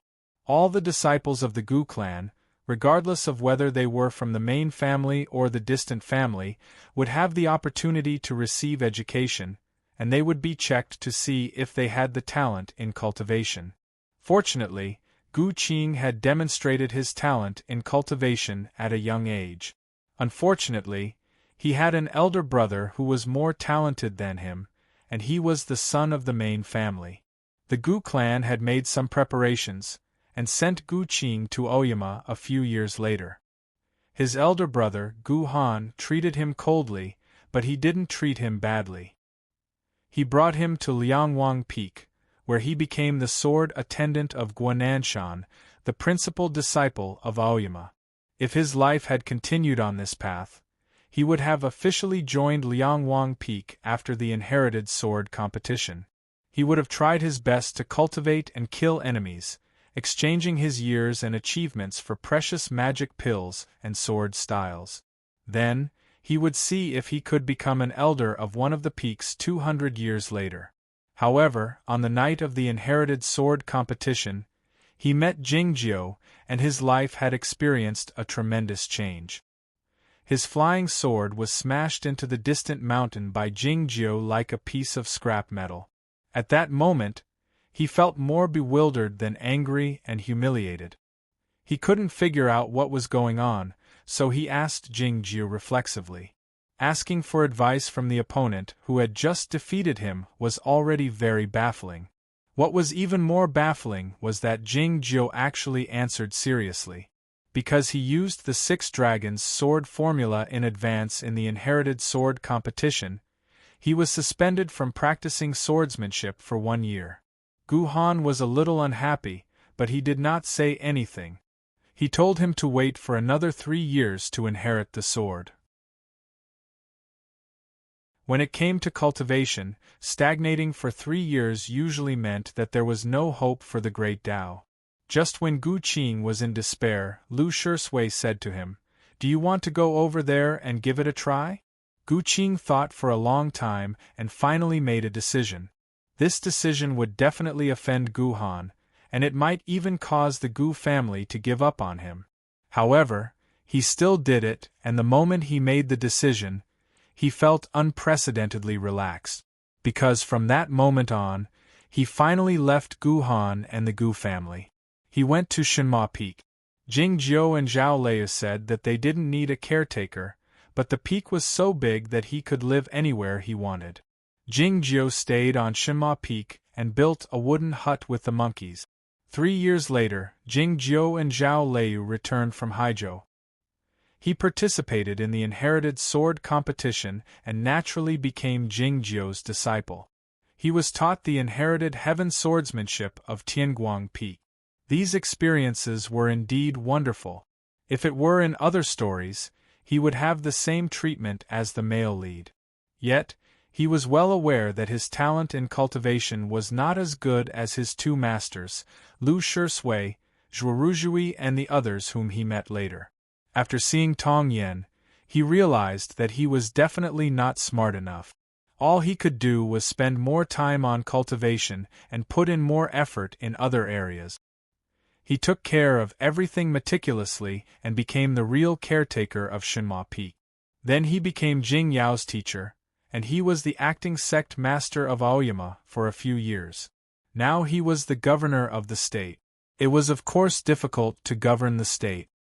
He wasn't confident in himself in the beginning, but he had assisted Jing Yao very well in the last 100 years, and nobody could find any fault with him. He had stayed in the royal palace for so long that he couldn't remember the small, damp, and dark courtyard of the Gu family. His mother had moved out of that courtyard a long time ago, and became the most respected grandmaster of the Gu family. She passed away peacefully and contentedly 70 years ago. For mortals, the magic pills had a limited effect on prolonging their lives, and nobody could avoid death when their time came. When his mother passed away, Gu Qing left Zhaoga City and went home once. That was the last connection he had with the human world. He didn't go home when his father died, so the Gu family didn't dare object. In everyone's eyes, Gu Qing had a successful cultivation career, which was envied and even envied by others. After he met Jingjiu, he had only had one chance to risk his life on the top of Tianguang Peak, but he didn't succeed. Have you ever risked your life for anyone in your life? He knew that someone had asked his master this question, but his master didn't answer it. In his mind, his master was willing to risk his life for Lien Sanyue, because he had seen the expression in his master's eyes before he fell down. What about himself? Besides his master, who else would he be willing to risk his life for? By the window, Empress who was weeping silently. Gu Qing thought that he was willing to risk his life for her. It was true, though he couldn't do it for anyone else. When did he start to do it? Gu Qing couldn't remember clearly. He didn't talk much, and he didn't like to nag as much as Zhuoruzhui and Yuan Chu. However, he liked the lively atmosphere, probably because the courtyard was too quiet when he was young. He didn't eat much hot pot, but he was the one who took care of all the chores. He liked the feeling of being at home. It was probably the same as how Jingjiu liked watching them eat hot pot. He didn't want to leave Shenma Peak, not even for a day, but his master threw him to Zhaoga City. In the beginning, he wasn't used to it, and he even felt a bit resentful. Later on, he found that a hot supper would be placed on his table every night, regardless of whether he wanted to eat it or not. She was still royal concubine who at the time. She wanted to keep a strong ally in Aoyama, so she treated him warmly. Yet, he had always treated her coldly, following the rules and keeping a distance from her. He seldom even looked at her in the eye. The reason was simple. Royal concubine who was too beautiful. He wanted to look at her, but he knew that he would find something wrong with her. She was a vixen with a high cultivation state. No matter how neatly dressed she was, even if she wore a cotton-padded jacket of a peasant family, she would still be more attractive than a regular naked woman. More troublesome was that he found royal concubine who often looked at him. Her eyes didn't show any desire, only curiosity and flattery. But, why are you looking at me? Don't you know that something bad will happen if you keep looking at me like this? Gu Qing felt frustrated, so he didn't show her any friendliness. Royal concubine who must have misunderstood his intention, thinking that this orthodox disciple looked down on her family background, so she treated him coldly. That was more than 100 years ago. Later, the emperor left this world. He came back to Zhaoga City from Aoyama. It was quiet in the royal palace. Jing Yao was handling the state affairs with the assistance of the chancellors, his eyes red, suppressing his grief. It was as quiet as a graveyard in the grand hall. He stood outside the window, looking at her from a distance. At the time, she looked as if her soul had been drawn out. She sat on the bed blankly with a pale face. All the palace servant girls and eunuchs were driven away by her. All of a sudden, she started crying, and didn't stop. She couldn't stop crying. She was heartbroken. The dark clouds drifted over from the night sky, blocking the starlight, as if the stars couldn't bear to listen to her cry. Gu Qing even suspected that she would cry herself to death if she were allowed to continue crying. He couldn't stand watching her cry like this, so he walked into the grand hall and came before her, intending to comfort her. But the people on the Shenma Peak didn't know how to comfort others, so he didn't know what to say. Royal concubine who looked at him blankly for a while, and then suddenly threw herself into his arms, crying bitterly while holding him. Gu Qing was startled, and found that he couldn't break free from her arms. It wasn't until then that he realized her cultivation state was much higher than his. Royal concubine who cried the whole night while holding him in her arms, her tears soaking his cloth. Apart from that, nothing else happened. Everything went back to normal the next day. She became the royal dowager, and he became the governor. They still kept a distance from each other, and their relationship was very cold. They never looked at each other. One day 10 years later, he reached the critical moment of breaking through the upper state of the free travel. He came to the palace wall and looked at the cracks on it. His sword heart calmed down, but he still felt something was missing. All of a sudden, he sensed a gaze on him. He turned around and found she was looking at him through the window, a mocking expression on her face. It was because of that gaze that he broke through the state. She laughed happily when she learned about it, and she often stared at him from then on. Of course, it was when no one else was present. Even if Gu Qing stared back at her angrily, she wouldn't back off. She kept looking at him with a smile, like a playful little girl. It was probably because he had stared back at her angrily too many times, but he was no longer afraid to look at her. He would stare at her profile when she wasn't paying attention to him. She was really good-looking. Everyone loved beauty. So many people in the world could stare at his master's face. Why couldn't he? Just like that, another 10 years passed. Finally, something happened. Different from the love stories in the books, nothing significant happened that day. None of them fell ill, and none of them was seriously injured and on the verge of death. It was just an ordinary autumn day. Maybe it was because the weather was too good, or maybe it was because there was no one in the hall. Well, it was because Shuiyu Nunnery had finished his duty that day, and Zhen Tao was going back to the East Sea with the abbess. He specially went out of the palace to send her off. When he returned to the palace, he found that the atmosphere was not right. She had driven away all the eunuchs and palace maids, and she was drinking alone in the hall. There were more than a dozen empty wine jars on the ground. Gu Qing walked over and snatched the wine jar from her hand. She was very angry. She stared at his eyes without saying a word, and her eyes were full of hatred. Gu Qing was a little scared, but also a little happy. She said that she had drunk too much. He asked if she wanted to take a walk in the garden.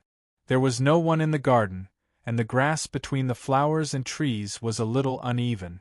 She had drunk too much wine, so she walked unsteadily and almost fell down. She subconsciously grabbed his hand. They walked hand in hand in the empty imperial garden for a long time. They didn't talk or do anything. They just walked hand in hand until their foreheads and palms were sweating. But they didn't let go of each other, not even once. They held each other's hand tightly from beginning to end. Chapter 636.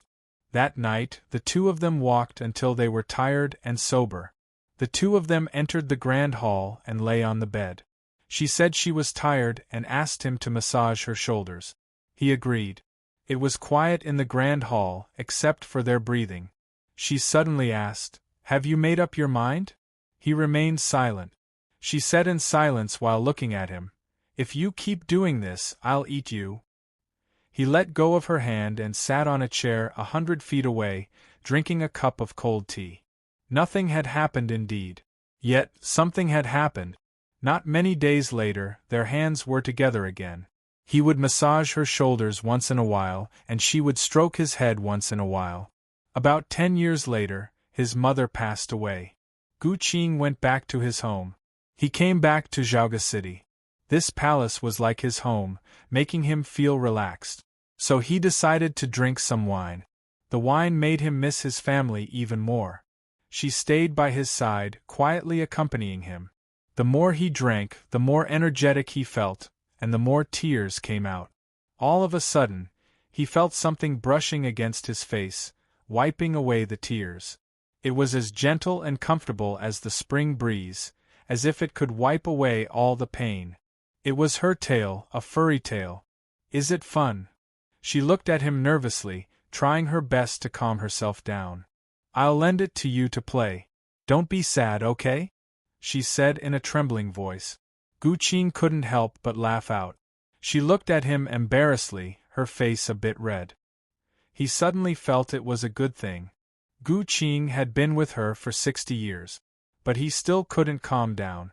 I used to think I should learn from my master and walk alone on the path toward heaven. It wasn't until I met you that I realized my path is different from his, and I need a companion." He looked into Empress Hu's eyes and continued, "Since we can't walk to the end, then we can't walk to the end. It's been 100 years. Empress Hu stared into his eyes and said expressionlessly, "Even though I'm a devil, how many 100 years can I have? Can you just ignore it?" Gu Qing said, 60 years ago, I told you that if you are willing to cultivate the Tao with me, I can give up the position of regent or the leader of Aoyama. I will bring you to Penglai. If that doesn't work, we will go to the foreign land. But you said that you can't let go of His Majesty, and asked me to wait for a few more years. So I waited for you for 30 years. When I asked you for the last time, you still can't let go." Empress Hu said, "I know I'm sorry about this. I also promised that you can leave at any time if you want. I wasn't willing at the time, but since you said so, I'll accept," Gu Qing said after a moment of silence, "so what you said before doesn't count now." Empress Hu said expressionlessly, "I'm just a little jealous of her." Gu Qing said, "It has nothing to do with her. But you also promised to take care of me for the rest of my life." Empress Hu took a deep breath. "I will," Gu Qing said calmly, "until the day I die."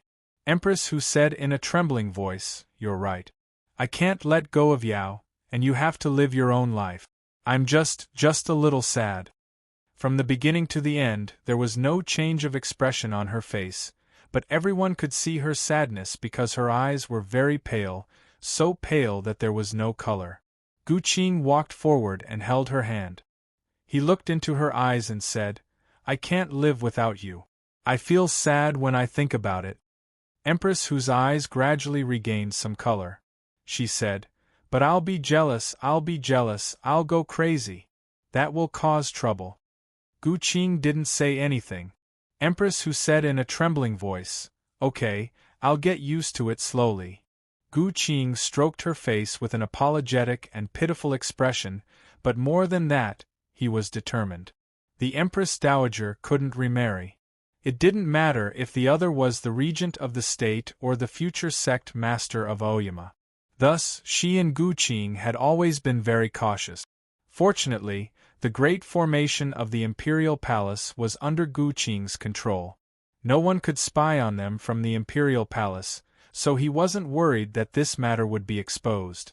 But what he didn't expect was that someone had placed a talisman in this palace. That talisman was of a very high grade, but it didn't have any destructive power, and it didn't leak any qi. If it could be hidden on the platform of clouds for so many years, it could naturally be hidden in the imperial palace. Late that night, an old eunuch came to the washing station with his back bent, and went to the house through the back door.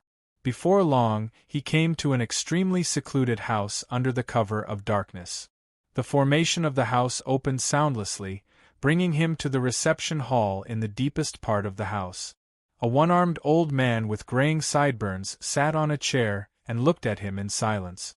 The old eunuch didn't dare to hesitate. He struck his abdomen with his palm and vomited out a round pearl. This pearl was the most precious treasure of Zhongzhou school, the retrieved heavenly orb.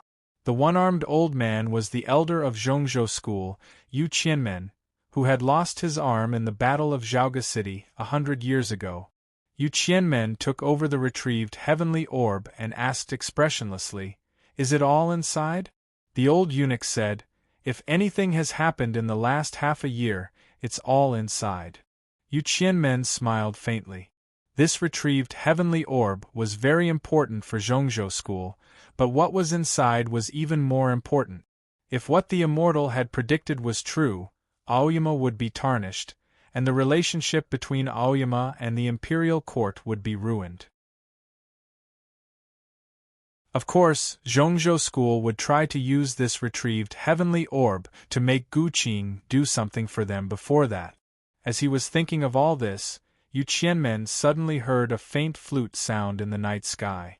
Recalling the flute sound in the royal palace 100 years ago, the expression on his face changed abruptly. He exerted all of his Tao source without hesitation and vanished from the original spot. The escape method of heaven and earth of Zhongzhou school was unparalleled in the world. As long as he could leave this house, he would be able to flee in the darkness of the night. Even the owner of the flute sound wouldn't be able to find him. Yet, the darkness of the night was not the real darkness of the night, but two black curtains. They were the wings of the dark phoenix. Yu Qianmen was forced to show up in the night sky by the dark phoenix. Before he could react, his head had been pierced through by the invisible small sword that came along with the flute sound. Yu Qianmen was indeed a swordsman in the Lianshu state. He was still alive after suffering such a cruel injury. It was then that a crack suddenly appeared in the darkness of the night sky above the house, swallowing him up. The great grandmaster of the mysterious dark sect landed on the ground from the night sky, his mouth closed tightly. A series of thudding sounds burst out in his abdomen, as if countless magic pills had exploded in the tripod at the same time. It was the self-explosion of Yu Qianmen before his death. Even the great grandmaster of the mysterious dark sect felt a bit sad. His face was pale, his eyes blood-red. He had to summon the demonic energy to suppress the explosion. Looking at the hair drifting down in the night wind, the great grandmaster of the mysterious dark sect revealed a heartbroken expression in his eyes. He sighed a few times and spat out the retrieved heavenly orb from his mouth. Seeing the scene, the dark phoenix said in a mocking tone, "I have no idea how many people's saliva you have tasted." The great grandmaster of the mysterious dark sect didn't pay any attention to the dark phoenix. He handed the retrieved heavenly orb to Yin San with a gloomy expression. Yin San caught the retrieved heavenly orb with his sleeve and blew on it in disdain. As he blew on it, the retrieved heavenly orb emitted countless rays of light, projecting a scene on the wall, along with a sound. Having seen the conversation between Gu Qing and Empress Hu that night, Yin San remarked sentimentally, "The affection is genuine, it's truly touching." "He didn't bring shame to Aoyama," said the Dark Phoenix. As far as he was concerned, Gu Qing's status was already established, regardless of whether he could become the sect master of Aoyama or not.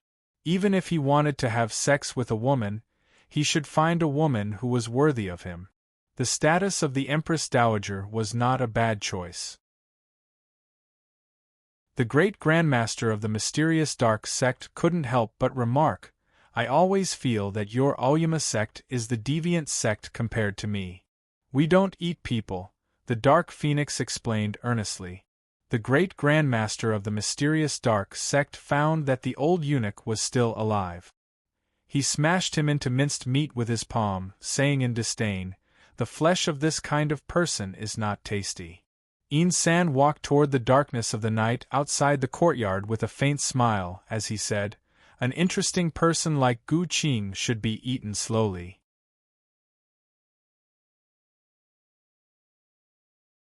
Chapter 637. Gu Qing left the royal palace and returned to the Jing house. The begonia tree was gone a long time ago, and nobody dared plant anything there. The courtyard was empty, and the starlight shone on the ground, looking like water. Jingjiu walked into the study room and looked at his master lying on the bed, feeling a bit depressed. Jingjiu's eyes were closed tightly, his eyelashes still. His skin was as smooth as jade, and his eyes and brows were as beautiful as a painting. He hadn't changed a bit since 100 years ago. He was still the same ferryman who had captured the colors of heaven and earth. He was like a lotus sleeping in the night and wouldn't wake up until the morning sunlight arrived. However, Lien Sanyue had passed away 100 years ago. Where could he find that morning sunlight? This study room was set up by Zen Master himself, isolating the outside world. As such, Jingjiu wouldn't be covered in dust like the furnishings in a regular house even if he were to lie on the bed for another 100 years. Yet, they would wash Jingjiu twice a day. It was a sign of filial piety as a disciple, and it also represented a good wish. There was no filial piety in front of a sickbed. It was because it was hard for the sickbed person to recover, and despair would bring about countless negative emotions. If there was a glimmer of hope, the situation would be different. The sleeping Jingjiu was even more difficult to take care of than the paralyzed patient, and it was especially difficult for him to turn over. Gu Qing didn't understand why his master was so heavy. It was a difficult task to clean Jingjiu's body until the young Zen master came to Zhaoga City one year. He couldn't stand it anymore and taught them a trick. Gu Qing employed his sword source and ignited the sword fire, moving it from the top of Jingjiu's head to the soles of his feet. His cultivation state was much higher than before, so his control of the sword fire was much better than before. The sword fire could only move around Jingjiu's white cloth, but it couldn't burn the cloth on the bed. Having done all this, Jingjiu moved a chair and sat in front of the bed. He told his master about what had happened in the imperial court that day and the news from Aoyama, and then fell silent again. What should he say next? I don't want to leave her, but it's impossible for her to be with me. Otherwise, what would Jing Yao think? Zhongzhou School will definitely take this opportunity to create trouble. She will also be in trouble. Master, what should I do? He said to Jingjiu in a low voice with his head lowered, looking like a child who had made a mistake. I did use some tricks to deal with the peach, and I thought too much about it. I'm really a terrible person. Actually, I didn't want to be a bad person. I really did like peaches, but how could I like two peaches at the same time? Then I'm still a rotten person, right? Jingjiu, who was in a deep sleep, naturally couldn't hear him and couldn't give any suggestions. Gu Qing raised his head, looked at him, and said, Master, I'm really under a lot of pressure. If you can't wake up, I have to hold on and try my best to hold on. I'm the eldest senior brother of Shinma Peak, I can't fall. No matter what methods I have to use, I have to stand here, even if I have to be a rotten person. Therefore, when spring comes next year, I'll still be her cultivation companion.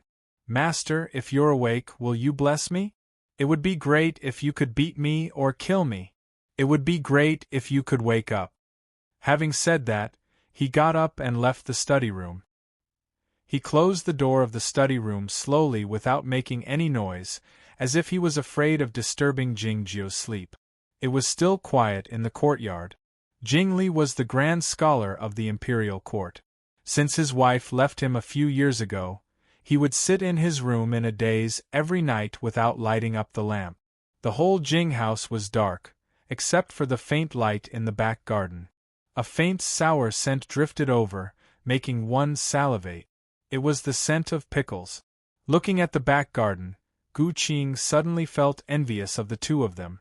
The two of them hadn't gotten married yet, at least not in the ceremony, but they had lived in silence for more than 100 years. Their situation was similar, but why were they so happy? After leaving the Jing house, Gu Qing went to Taichung Temple. Seeing him arrive, the young disciples of Shuiyu Nunnery laughed while covering their mouths. After bowing to him one after another, they walked away from him. Master, the governor of the state is here. A naughty girl yelled toward the building, and then left with a giggle. The door of the building was opened, and the light shone on Zhen Tao's face. She was still as fresh and attractive as ever, though she was the master of Shuiyu Nunnery now. Gu Qing's eyes beamed a bit. He walked to the front of her and asked, How are you today? Zhen Tao had been studying the heaven-human connection over the years in an attempt to break through a certain barrier. They had the same goal and interest in cultivation. In comparison, that woman in the imperial palace was more interested in staying with him, and didn't pay much attention to anything else. Pretty good. Looking at him, Zhen Tao smiled faintly. How about you? She asked after straightening his collar. I've talked to the emperor and the royal dowager, said Gu Qing. Feeling a bit bashful, Zheng Tao said, That's not what I'm asking about.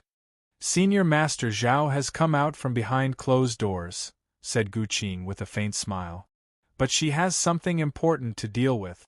I'll urge her. Restraining her bashfulness, Zhen Tao said earnestly, It has to be done before next spring.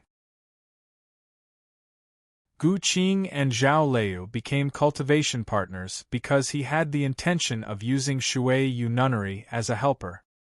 He had never intended to conceal it from her, and he had made it clear a long time ago. "Sorry," he said to Zhen Tao earnestly. Smiling faintly, Zhen Tao said, "It's good that I can help you." Gu Qing suddenly suggested, "Let's go for a walk?" The two of them walked into the starry night at Taichung Temple.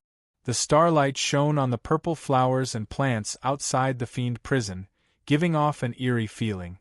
They strolled under the starlight and lingered among the flowers and plants. It was a peaceful moment. Walking together on the path toward heaven, helping each other and discussing with each other, this was what it meant to be a cultivation partner. How they started their relationship was a long story. The starlight that night and that night were both very beautiful. There was no need to go into details. Jingzhou held her hand. It felt good. It was a wonderful feeling to be able to be seen by the sun and the stars. It was like the love between mortals, very sweet. Just like that, they held hands and talked casually. Jingzhou suddenly thought of something. She must be able to guess what he and Zhen Tao were doing in the royal palace. As such, she must be feeling very sad. Jingzhou lowered his head and looked at the purple flower swaying in the wind by his feet, remaining silent. "What's the matter?" asked Zhen Tao worriedly. "Nothing." Gu Qing lifted his head and said expressionlessly, "I'm thinking about the last 3 hidden moves of the inherited Heaven Sword style." "Is it very difficult?" asked Zhen Tao. Gu Qing recalled the last 2 words his master uttered before he fell down and said, "It's really difficult." The news that Gu Qing and Shui Yu nunnery and Zhen Tao of the Aoyama sect would become cultivation partners soon spread in the cultivation circle. This was of course a happy event. The fact that their sects were well matched was only one aspect. More importantly, the cultivation circle regarded this pair of cultivation partners as a continuation of the relationship between the immortal Jingyang and Lian Sanyue. Shui Yu nunnery was of course willing to become cultivation partners, and so was the Aoyama sect. Even though some people, led by Fang Jingtian, were fully aware of the trouble it would bring, they couldn't object to it. One early morning in spring, Gu Qing walked out of the Jing house and onto the street. It had been 101 years. Most people in Zhaoga City had forgotten what this street looked like in the past, thinking that the temple had always been here. Looking at the temple on the other side of the street, Gu Qing thought of Jing Xian, who was locked up in the Guoqing temple, and the Aoyama meeting that would take place a dozen days later. He wondered if Tong Yan's idea was feasible, and whether Zhao Liu would be willing to listen to him. If Fang Jingtian became the sect master of Aoyama, nobody could predict what kind of influence it would have. Thinking of all this, Jingzhou walked toward the distant royal palace. Suddenly, he heard a voice coming from above. "This wine is pretty good. Do you want to try it?" Gu Qing thought it was He Zhan who had returned to Zhaoga City. Lifting his head to look up, he saw a handsome and amiable youth standing by the railing of the restaurant. The youth wore a red cloth. It was unclear if it had been washed too many times or it was too old, but the color of the cloth had a different kind of flavor. There were hundreds of pictures of the youth in red in the Pure Heaven Bureau, so Gu Qing knew who he was. It took him a long time to calm down. He didn't inform anybody, nor did he activate the great formation of the royal palace. "Greetings, senior master," he said while bowing to him. In-san waved his hand and said, "Come in and talk to me." Gu Qing walked into the restaurant and came to a private room on the 2nd floor. He saw the heavenly retrieval orb on the table immediately. Countless light rays shot out from the heavenly retrieval orb, forming a seemingly real scene in which Jing Zhou and Empress, who were strolling in the garden and talking at night in the grand hall, if he wanted to, the heavenly retrieval orb could let out a sound. In the cultivation circle of Chaotian, this magic treasure was the only evidence. Back when the Aoyama sect destroyed the Western Sea Sword School, it was Lu Shisui who brought the heavenly retrieval orb into the cloud platform. Later, the heavenly retrieval orb was returned to Zhongzhou School. The last time the heavenly retrieval orb appeared in public was during the Dao competition. Gu Qing felt a lingering fear, wondering what he would have done if it had been the Zhongzhou School who had appeared that day. Of course, now that the heavenly retrieval orb was in the hands of this person, it would bring him more trouble. Thinking of all this, Jingjiu's face was a bit pale, but his countenance remained calm. Yin San said with a faint smile, "If the little emperor knew this, what would he do to you? What would those chancellors in the imperial court think of it? Yamatsai doesn't like this vixen to be the Empress Dowager to begin with. Now that they have the evidence of her messing with the royal court, do you think those scholars can tolerate it? More importantly, if Shuiyu Nunnery knew this, he would think that you are humiliating them. What would happen then?" There was only one answer to these questions. That was destruction. Gu Qing asked calmly, "Senior Master, what do you have in mind?" "The decree of the Emperor, the messengers of Yamatsai and the Guoqing Temple. You should stop all the preparations. I don't want the Aoyama meeting to be disturbed by these troublesome matters." Yin San continued, "Take care of these matters first. Next, I'll ask you to do 2 more things, and then I'll give you the heavenly retrieval orb." After a moment of silence, Gu Qing said, "Okay." Having said that, Jingjiu left the restaurant. The great grandmaster of the mysterious dark sect walked into the room and put away the heavenly retrieval orb, saying, "Encountering such a matter, he is still so calm. This lad has an ordinary cultivation state, but his temperament is rather formidable." Yin San said with a smile, "Our Oyama has always been good at choosing disciples." Shaking his head, the great grandmaster of the mysterious dark sect said, "I think he is so calm because he is determined to die."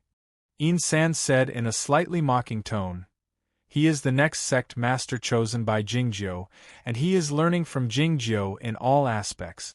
It's impossible for him to commit suicide." The great grandmaster of the mysterious dark sect thought it was reasonable. "It's so troublesome. It's better to project the scenes in the orb to the sky so that all the people in Chaotian can see them." The voice of the dark phoenix came out from the roof. Yin San said with a smile, "No, as long as he is willing to do one thing for me, he will do many more things for me. I've always wanted to know how it feels to persuade a disciple to betray him." After arriving in the royal palace, Gu Qing didn't go to the grand hall, which was quite unusual. Instead, he went to the palace hall. He waved his hand to signal for the eunuchs and the palace servant girls to leave, and then he came to the front of Empress Hu. Under her bewildered gaze, he lowered his head and held her tightly in his bosom. Their bodies were pressed together, and then he started kissing her passionately. After they separated, Empress Hu asked with a red face, "What's wrong with you today?" Gu Qing said to her with a faint smile, "I missed you." Then, he went to the cold palace hall and knelt down in front of the skinny Yuan Qijing for a long time. After that, he left the royal palace and went to Taichung Temple to meet Jin Tao. He told her all his thoughts on the 3 hidden styles of the inherited heaven sword and kissed her on the forehead. Having done all this, he went back to the Jing house and sat on a stool by the bed, his eyes looking at the outside of the window. He didn't say anything to his master who was asleep that day. It was unnecessary to say anything at the moment. His reputation was ruined. Aoyama was disgraced. "I'm sorry, my master." What should he do then? He planned to set up a trap to kill Taipingzhenren. Regardless of whether he could succeed or not, his fate was already sealed. Death. Ever since he built the small wooden hut with the monkeys on the Shinma Peak, he had been learning from Jingjiu. He didn't talk much, and he was steady and almost indifferent, but he was not the kind of person Jingjiu was. He wasn't afraid of death. Especially in recent years. Death was nothing. "I wanted to die a long time ago. Should a man like me die? Then I'd rather die." Gu Qing thought calmly while looking out of the window.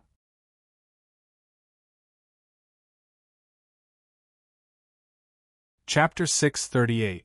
For Tong Yen, the only place that could guarantee his safety was the underworld and the hermit peaks of Aoyama.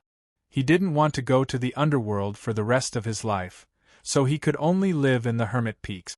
Living in seclusion for 100 years was inevitably a little boring and lonely.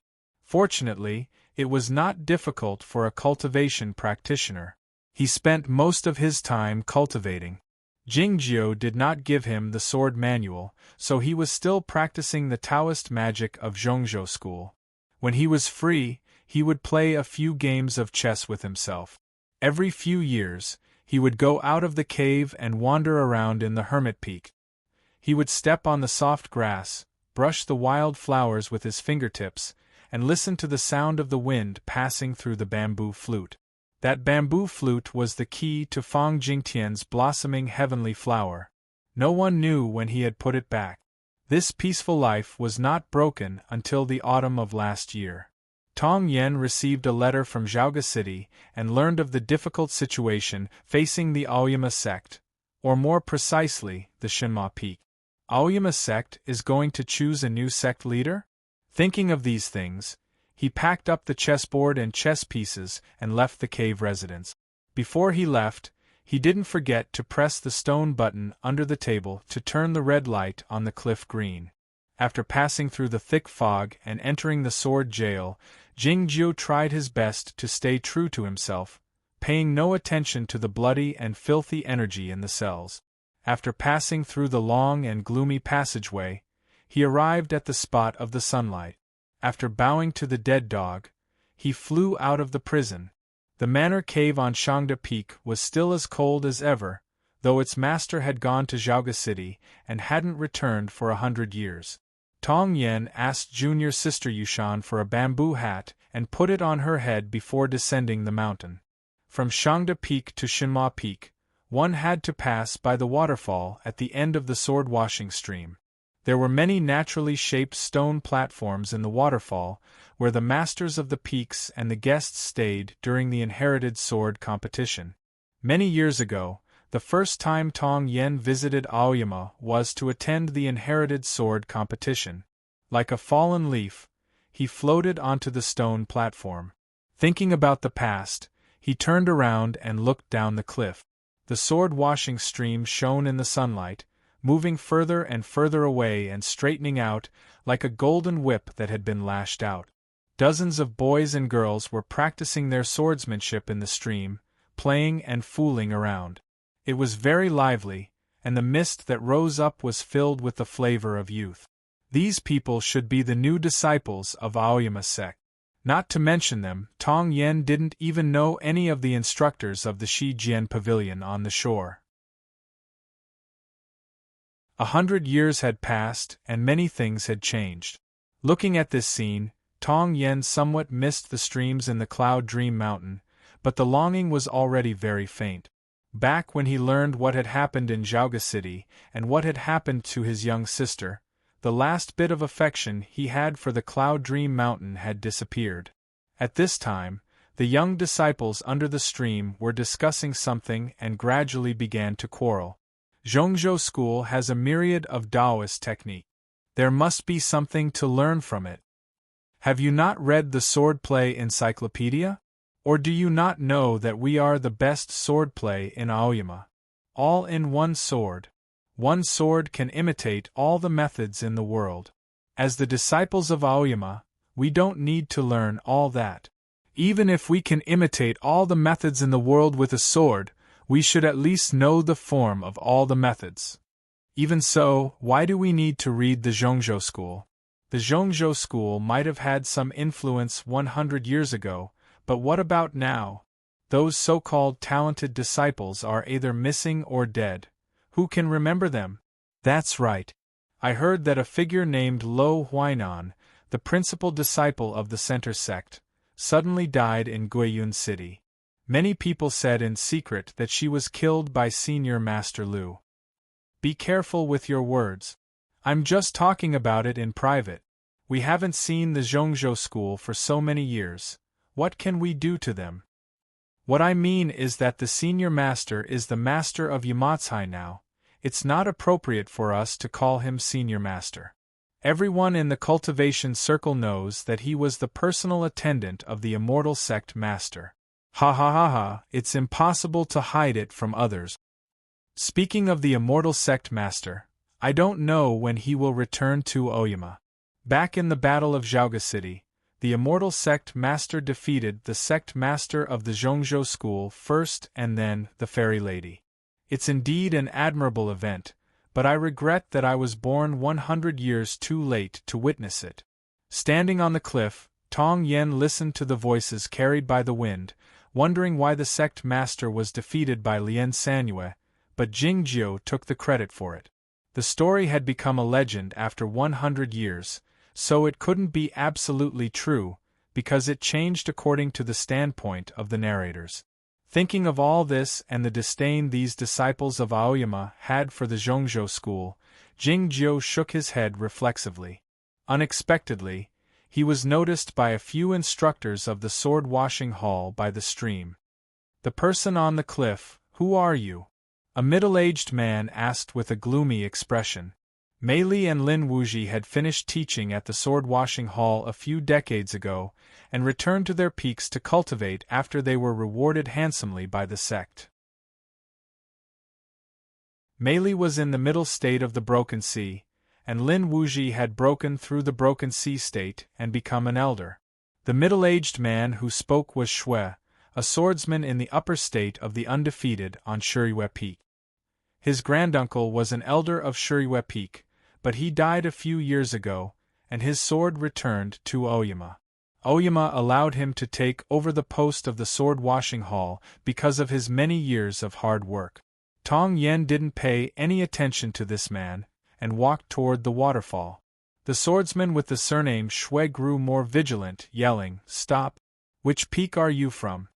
As he said this, he blocked the path in front of Tong Yen with a flash of sword light. The rest of the instructors and disciples of the sword-washing hall had also rushed over. Tong Yen fell silent for a while. He found that he had no way to resolve the current situation, no matter how smart he was. He had joined the Aoyama sect after the Battle of the West Ocean. It had been more than 100 years since then, but he still didn't have an identity. Jingjiu didn't give him the token, nor did he teach him the sword style. How could he prove his identity then?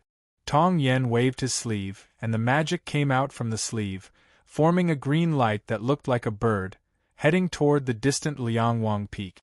Seeing this, the swordsman with the surname Shui suddenly turned pale. He took 2 steps back and raised his hand to signal the others to come over, yelling sternly, "You are from Zhongzhou School." Upon hearing this, the instructors and young disciples of the sword-washing hall were also startled, wondering how a person from Zhongzhou School could pass through the great formation of Aoyama. They couldn't help but feel bewildered. Fortunately, the awkward situation didn't last long. A beam of cold sword light illuminated the sword-washing stream. Gu Han arrived on his sword from Liangwang Peak. Seeing the scene, his face suddenly turned cold and he yelled, "Get lost! What are you doing here instead of practicing your sword style?" Then he looked at the swordsman with the surname Shui and the other instructors, and said in a low voice, "Is the sword-washing hall so free now?" Now that Guananshan had returned to Tianguang Peak for cultivation, and Yu Siluo and the others had also left, only he was still on Liangwang Peak, welcoming new disciples one after another. His prestige in Aoyama was extremely high. The swordsman with the surname Shui and the other instructors felt uneasy after being reprimanded by him, and they hurriedly made way for him. "Sorry, big brother." Gu Han bowed to Tong Yen solemnly.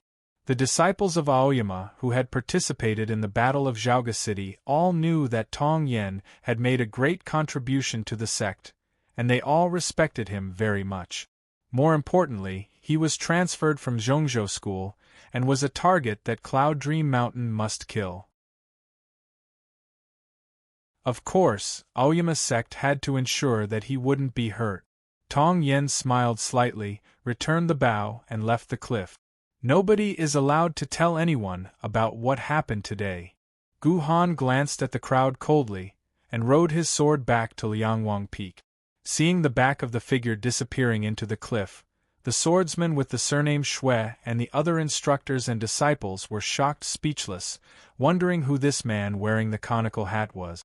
Along with the screeching of the apes, Tong Yen arrived at the top of Shenma Peak.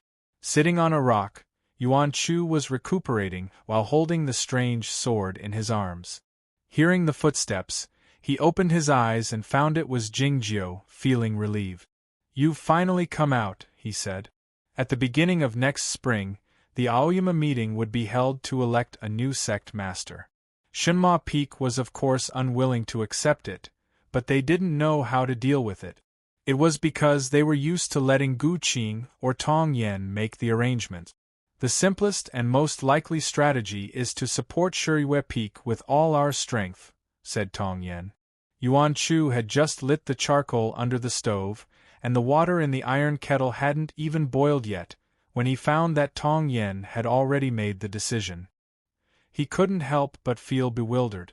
But after some thought, he found that this was indeed the best strategy. At the moment, only Guang Yu and Jinren, who was also in the heavenly arrival state, could compete with Fang Jingtian for the position of the sect master. "No," Zhao Layer said expressionlessly as she walked out from the manor cave.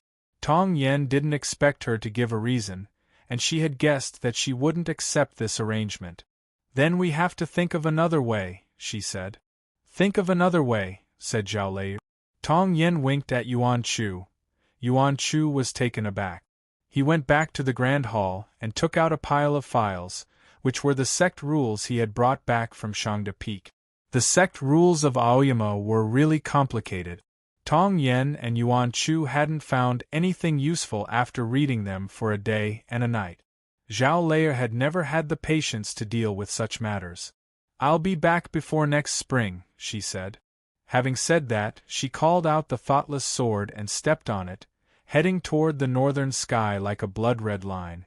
As the sword light of the thoughtless sword disappeared on the horizon, Yuan Chu had finally felt relieved. He rubbed his chest and asked Tong Yen uneasily, "If my master knew that you and Big Brother Gu were going to elect her as the sect master, would she hack us with her sword?" Tong Yen said calmly, "It's not easy to hack me in my cultivation state. It's more dangerous for you."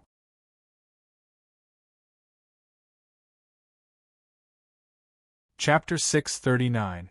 As Zhao Lei rode her sword out of the great formation of Aoyama, she could see the fiery red mangrove trees on the ground. The further north she went, the more colorful the ground became, and the forest was dyed red. However, the farther north she went, the more monotonous the colors became, and the sceneries became more desolate. It was late autumn. When she came to the edge of the snowland, White Town had become a white town covered by snow. She didn't land in the town, but went to the courtyard on the edge of the snowland. More than 100 years ago, the queen of the Snowy Kingdom was pregnant, and the snowland was in chaos. Many young cultivation practitioners participating in the plum meeting were lost in the chaos, including Bai Zhao and Jingjiu. The swordsmen of various sects came to the rescue and built many courtyards overnight. These courtyards had been preserved until now. These courtyards were repaired every once in a while, so they didn't look dilapidated. Plum blossoms and green pines could be seen occasionally in the snow, looking very beautiful. As Zhao Lei landed in a courtyard, He Zhan came out to greet her, smiling faintly at her. They hadn't seen each other for 100 years. These young geniuses had grown into true swordsmen. Zhao Lei had entered the state of the Broken Sea. He Zhan had fought hard in the snowland for 100 years and practiced the methods of the two holy lands, Shuiyu Nunnery and Guoqing Temple, but he was not inferior to her. The sound of bowls and chopsticks breaking suddenly broke out in the kitchen behind the courtyard. Zhao Lei glanced at He Zhan with a slightly surprised expression. He Zhan said while covering his face with his hands, "She has been learning how to cook recently." For a mistress of the Platonist sect like Sensei, cooking was the most difficult thing in the world, 10,000 times more difficult than making the clean heart bell. But if she cooked hot pot, she could still eat it. The steaming mist rose up in the courtyard, and then was blown away by the cold wind. The three of them sat around the table. On the plates were some ordinary mutton and tofu.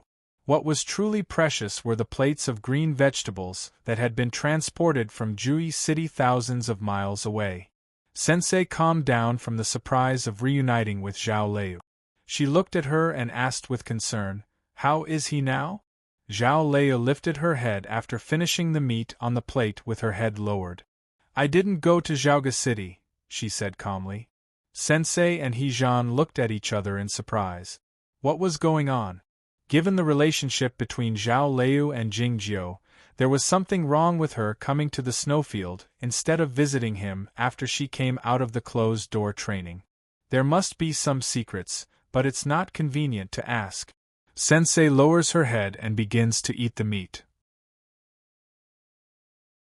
The atmosphere around the table becomes a little strange. Zhao Lei knew that they had misunderstood her, asking, "How is the situation in the snowfield?" He-Zhan said, "The queen must have been wounded after the battle. She has sent a great number of her personal snow monsters to the south. If they go deep into the snowfield, they will be under great pressure. However, the situation in White Town and the border wall is much better than before. There hasn't been any monster invasion for more than 100 years. It looks like there won't be any monster invasion in the next few decades." "How is the Broadsword King doing?" asked Zhao Lei. He-Zhan shook his head, saying, "His wound is very serious. He hasn't fully recovered after recuperating for dozens of years, so he won't be able to fight in a short time. Zen Master will come here from Zhaoga City next spring." After Lien Sanyue's death, a bright broadsword light shot out from the small temple behind White Town and into the deep part of the snowfield. The fight between the Broadsword King and the Queen of the Snowy Kingdom lasted 10 years. This fight was truly earth-shattering and unparalleled. Countless people came to the periphery of the snowfield to watch the fight. Though they couldn't see what was happening in the deep part of the snowfield, they could see the collapsed black mountains and the snowy fog rising up into the sky. The earthquakes in the snowfield had never ceased during the 10 years. The Broadsword King had demonstrated an unbelievably powerful fighting prowess and an almost insane fighting intent in this fight. Perhaps the last fight between Lu Xi and Lien Sanyue before they left the human world could be compared to it. The only difference was that the Broadsword King didn't die. He dragged his severely wounded body back to the small temple behind White Town. The chief commander of the Northern Divine Army was killed by Jingjiu in the royal palace of Zhaoga City back then, but the Zhongzhou school still had a strong influence in the military. The Windy Broadsword Church had suffered a great deal of pressure from the Northern Divine Army in the decades after the Broadsword King was severely wounded. The Kunlun sect grew more and more powerful with the support of the Zhongzhou school. They had many conflicts with the Windy Broadsword Church on the Cold Mountain, but the winner couldn't be decided yet. The two sides agreed to have a competition next spring at the former site of the Scorching Sun Gorge, to decide the ownership of the Cold Mountain. This competition would be decided in 5 rounds. It was evident that they had learned from the competition between the Aoyama sect and the Zhongzhou school in Zhaoga City 100 years ago. As for why the competition was decided in the spring of next year, it was because the Aoyama sect would choose a new sect master at that time. This was something He-Zhan couldn't figure out. Jingjiu hadn't woken up yet, and the position of the sect master of Aoyama was about to change hands. Why did Zhao Lei come to the snowfield? "My cultivation state is a bit unstable, so I need some fighting." Zhao Lei gave her own explanation, but He-Zhan and Sensei thought it was more than that. It was not the first time that Zhao Lei came to the snowfield, but it was her first time entering the snowfield. Before entering the snowfield, she went to the temple behind White Town first. She and Guodong had waited for Jingjiu in this temple for a long time back then. After Guodong left, she still waited for a long time. She didn't leave until all the pear blossoms in the city turned white. She came to the temple and stood in front of the Buddha statue. Her short hair looked like the wild grass blown by the wind. This Buddha statue was originally a golden Buddha statue. It was unclear whether it was because it had been here for more than 100 years or for some other reason, but the golden paint on it had peeled off a lot, exposing the faint red clay inside, looking a bit gloomy. The iron broadsword in front of the Buddha statue was also a bit bent. The most terrifying part was that there was a large gap in the middle of the broadsword. It was easy to imagine how intense the fight between the Broadsword King and the Queen of the Snowy Kingdom was, and how formidable the Queen was. She had sat on the doorsill of this temple for a year, so they were familiar with each other. "How are you feeling?" she asked. "I'm not going to die," the round and broken voice rang out slowly. Zhao Layer thought that the voice sounded much more broken than before. Even if he was not going to die, it would be hard for him to recover. "Are you going to enter the snowfield?" asked the Broadsword King. Zhao Lei repeated what she had told Hejan and Sensei. "Don't compete with her." The voice rang out again after it had disappeared for a while. "I don't understand what you mean," said Zhao Lei, arching her eyebrows. "You've reached the upper state of the Broken Sea at such a young age. You're indeed talented and have an amazing willpower, definitely not inferior to her. However, it's not something you can do alone to kill the Queen of the Snowy Kingdom and end the threat to the human race. She can't do it, and neither can you." The Broadsword King continued. "She insisted on doing it back then because she wanted to compete with Jingyang. The fact has proven that she was wrong. We shouldn't compete with humans, but with heaven." "I'm not that stupid," said Zhao Lei calmly. "I'm not Lien Sanyue, and I don't want to be her." The deep laughter echoed in the small temple like the ringing of a bell. The Broadsword King understood what she meant. She didn't want to be the second Lien Sanyue, even though she looked like her. It was because she didn't want to be a substitute in Jingjiu's mind. It was probably for this reason that she cut her hair short. She wanted to gather a group of swordsmen to enter the snowfield and kill the queen back then. She even tried to kill the hermit peaks of Aoyama and the back mountain of Cloud Dream. But nobody paid any attention to her except for Pei Baifa and me. The Broadsword King continued. Jingyang's answer was the most extreme. After that, they became estranged from each other until this life. "How did he answer?" asked Zhao Lei. "Don't disturb my ascension," said the Broadsword King. It grew quiet in the small temple. Even Zhao Lei thought that Jingyang's answer back then was too cold and uninteresting. The Broadsword King sighed. She should be happy that someone like Jingyang would risk his life for her in this life. But how could he be happy after she left? Zhao Lei snapped. "You and I still have to stay alive." The Broadsword King said. "You are indeed the true personal disciple of Jingyang. You have the same way of thinking. So you don't have to worry about me." Having said this, Zhao Lei flew toward the deep part of the snowfield by riding her sword. The thoughtless sword withdrew its blood-red glow, because she didn't want to alarm too many people, and she didn't want to alarm that person in the deep part of the snowfield.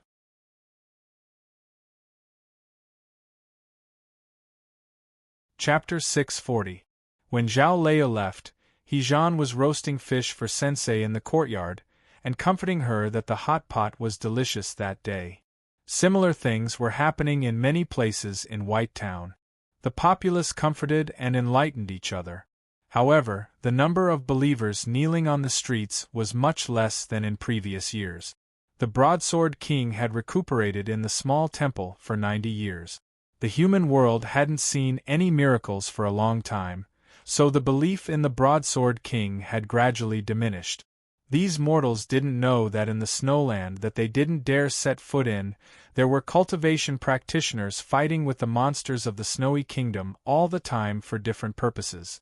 The human race and the Snowy Kingdom had been at war for a long time, so they had some understanding of that strange kingdom. The human swordsmen were even more certain of their judgment after the Queen of the Snowy Kingdom gave birth 100 years ago. It was unclear where the life of the Snowy Kingdom came from, but it seemed that the Snowy Kingdom didn't need food and yuanqi. All they needed was the cold energy to produce it continuously. When the number of the monsters of the Snowy Kingdom exceeded a certain threshold, the cold energy in the north wouldn't be able to sustain it. As a result, those monsters of the Snowy Kingdom would move southward on their own or be driven by the Queen, forming a dreadful monster invasion. If the human race didn't want to face the same monster invasion as 700 years ago, they had to ensure that the number of the monsters of the Snowy Kingdom didn't exceed that threshold. Since the human swordsman couldn't pull the sun closer to the ground, there was only one way left: to hunt the monsters in the snowland. It was for this reason that the cultivation tournament of the plum meeting had been held in the snowland for many years. It seemed that the Queen of the Snowy Kingdom didn't care about the deaths of her low-level subjects, as long as they didn't provoke her. The colorless, thoughtless sword, which didn't emit any eye-catching glow, disappeared behind a black rock mountain in the snowland.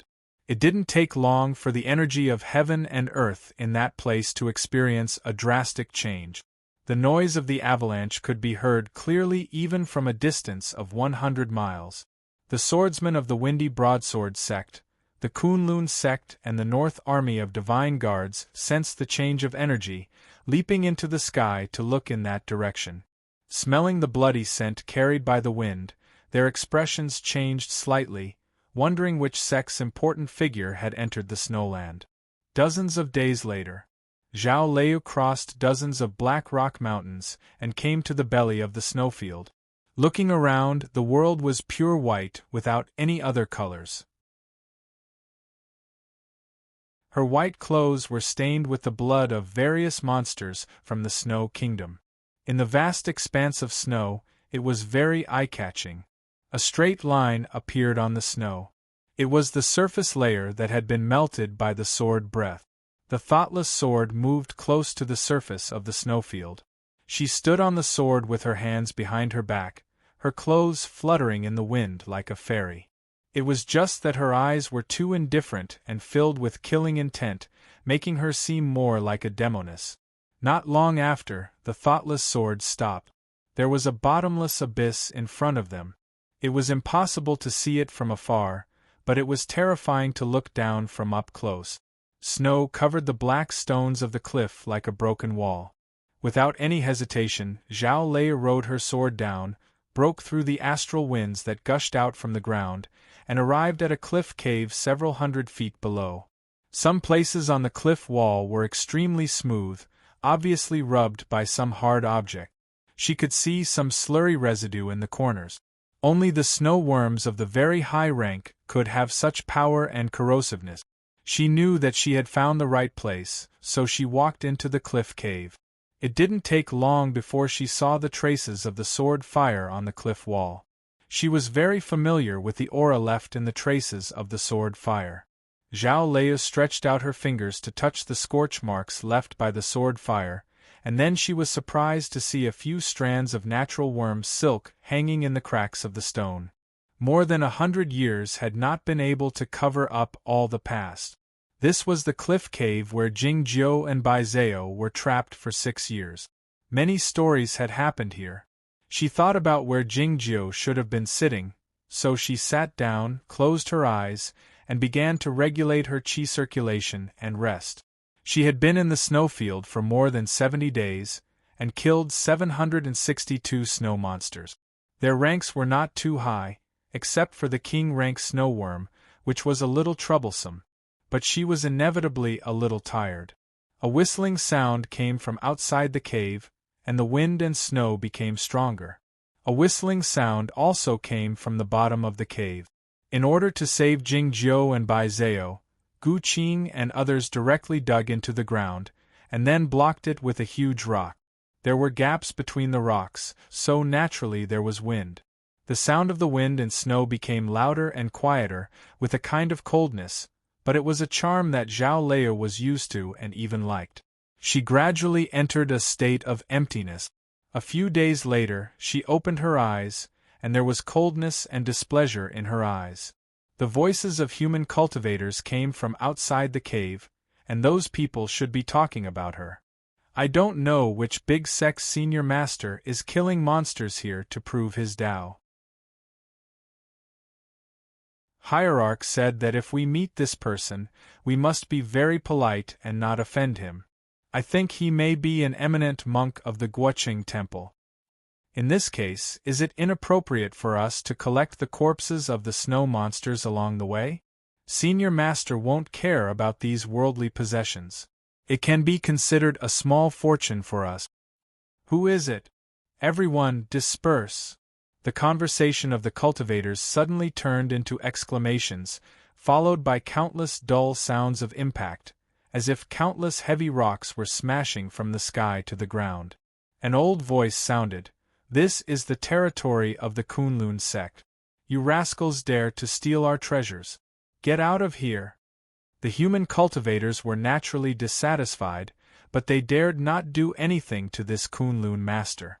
Suddenly, the sound of something breaking through the air was heard, followed by a muffled groan and several exclamations.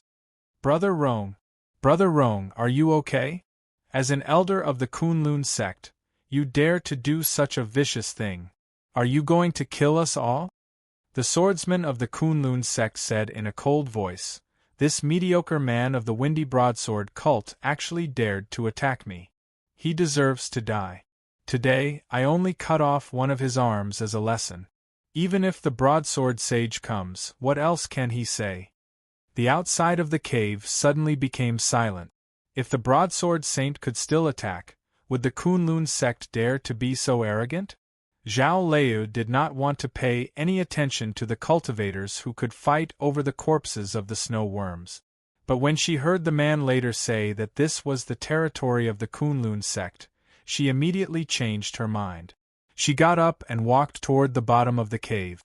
She waved her hand and countless sword wills shot out.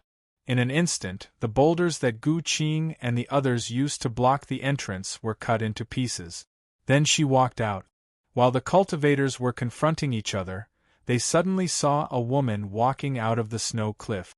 They could not help but be shocked, wondering what was going on. There were pits about 5 feet deep everywhere on the snowy ground, revealing the frozen and hard underground. It must be the work of the Kunlun master.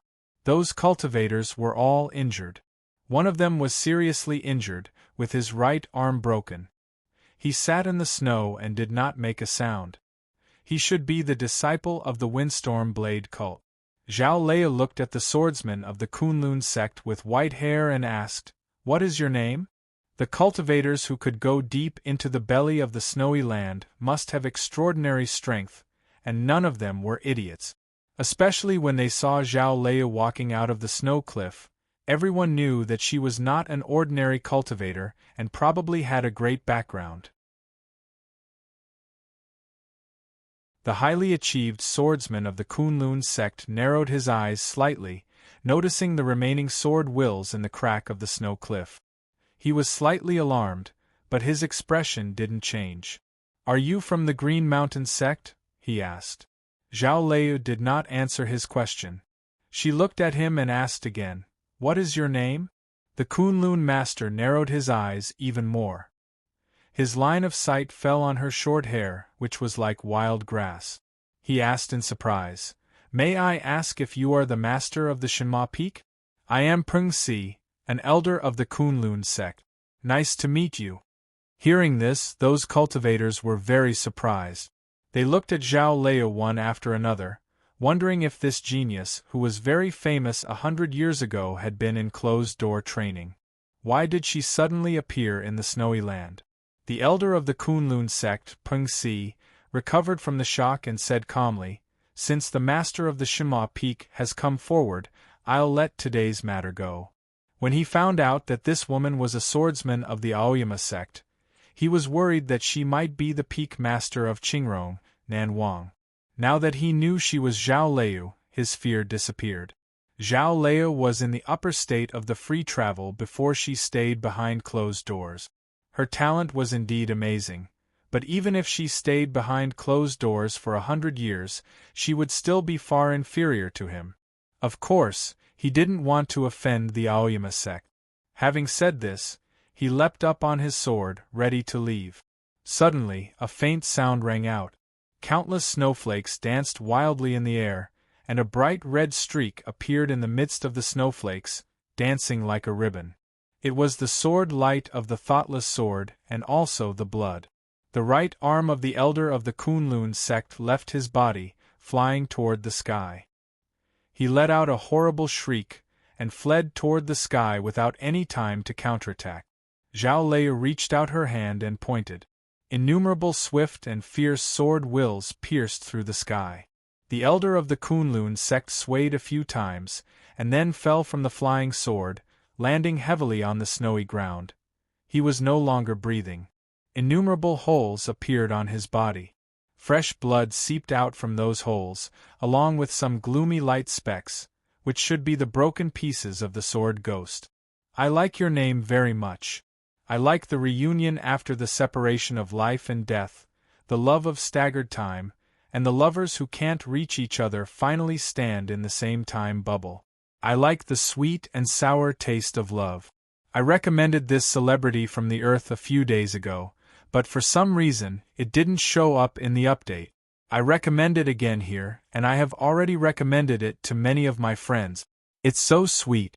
Just like what I said when I was chatting with Weid, the middle-aged uncle's hobbies are always so clear.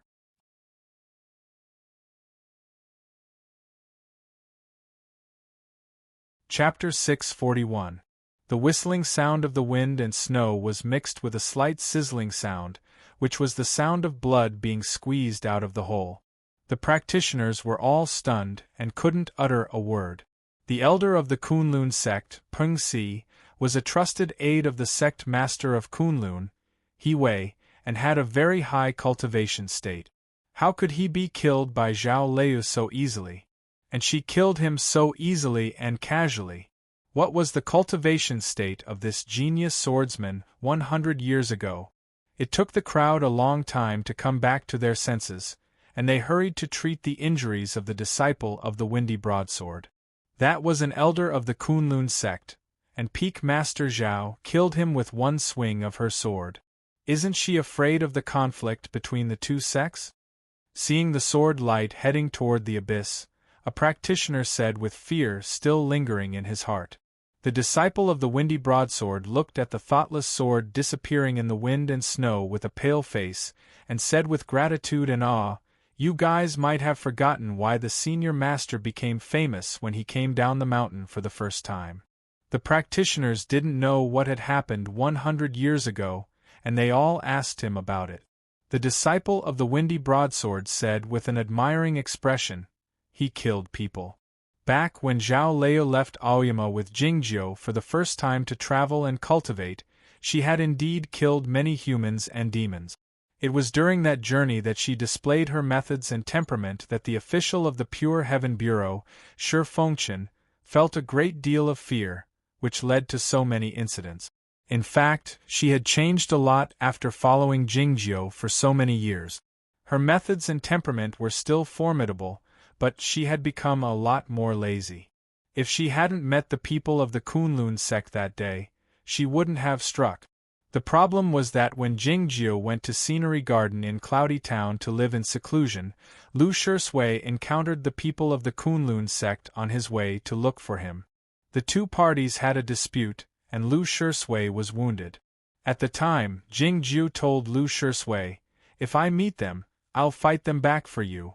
Now that Jingjiu was still unconscious in Zhaoga City, she had to take care of it. Coincidentally, the elder of the Kunlun sect, Peng Si, was the one who had wounded Lu Shisui years ago. If it were any other elder of the Kunlun sect, Zhao Lei would only break one of his arms. Now that she had met the person, there was nothing to be said. This incident was merely an interlude, which had little effect on Zhao Lei, had no effect, and couldn't change her schedule. Sword ride over the abyss and arrived at the deep end of the mountain. As he headed north, the wind and snow became stronger and the chill grew deeper. When the snow fell on his face, it felt like a strong wind. The cultivation practitioners of the broken sea state would stay in the mountains. They wouldn't wander around, and they wouldn't come to such a dangerous place like the mountain. The state of the broken sea was only one step away from the heavenly arrival state. If they could cross the state safely, their lifespan would be doubled. Who would be willing to take the risk? As such, Zhao Liu was the only person in this patch of the snowy plain. It was a vast expanse of whiteness, so clean and peaceful. She liked this feeling very much. As such, she didn't travel very fast to the north. She would often land in the snowy plain, kill some snow monsters, and rest for a day or two, enjoying the scenery that was totally different from the human world. One day, she killed an adorable and hairy snow monster. She suddenly became interested in it, so she used her sword to cut off its fur and put the corpse of the snow monster on the thoughtless sword. Then she started the sword fire, preparing to roast it and eat it. In her current cultivation state, it was perfect to roast the snow monster with the sword fire. However, the snow monster didn't have any fat, so it didn't produce any oil no matter how hard she roasted it. Soon, it became a black lump like coal. This kind of thing couldn't arouse anyone's appetite, not to mention its aroma. So she had no choice but to throw it away regretfully. Killing monsters, enjoying the scenery, and relaxing was a wonderful life for Zhao Liu, who didn't like it very much and wasn't used to dealing with people.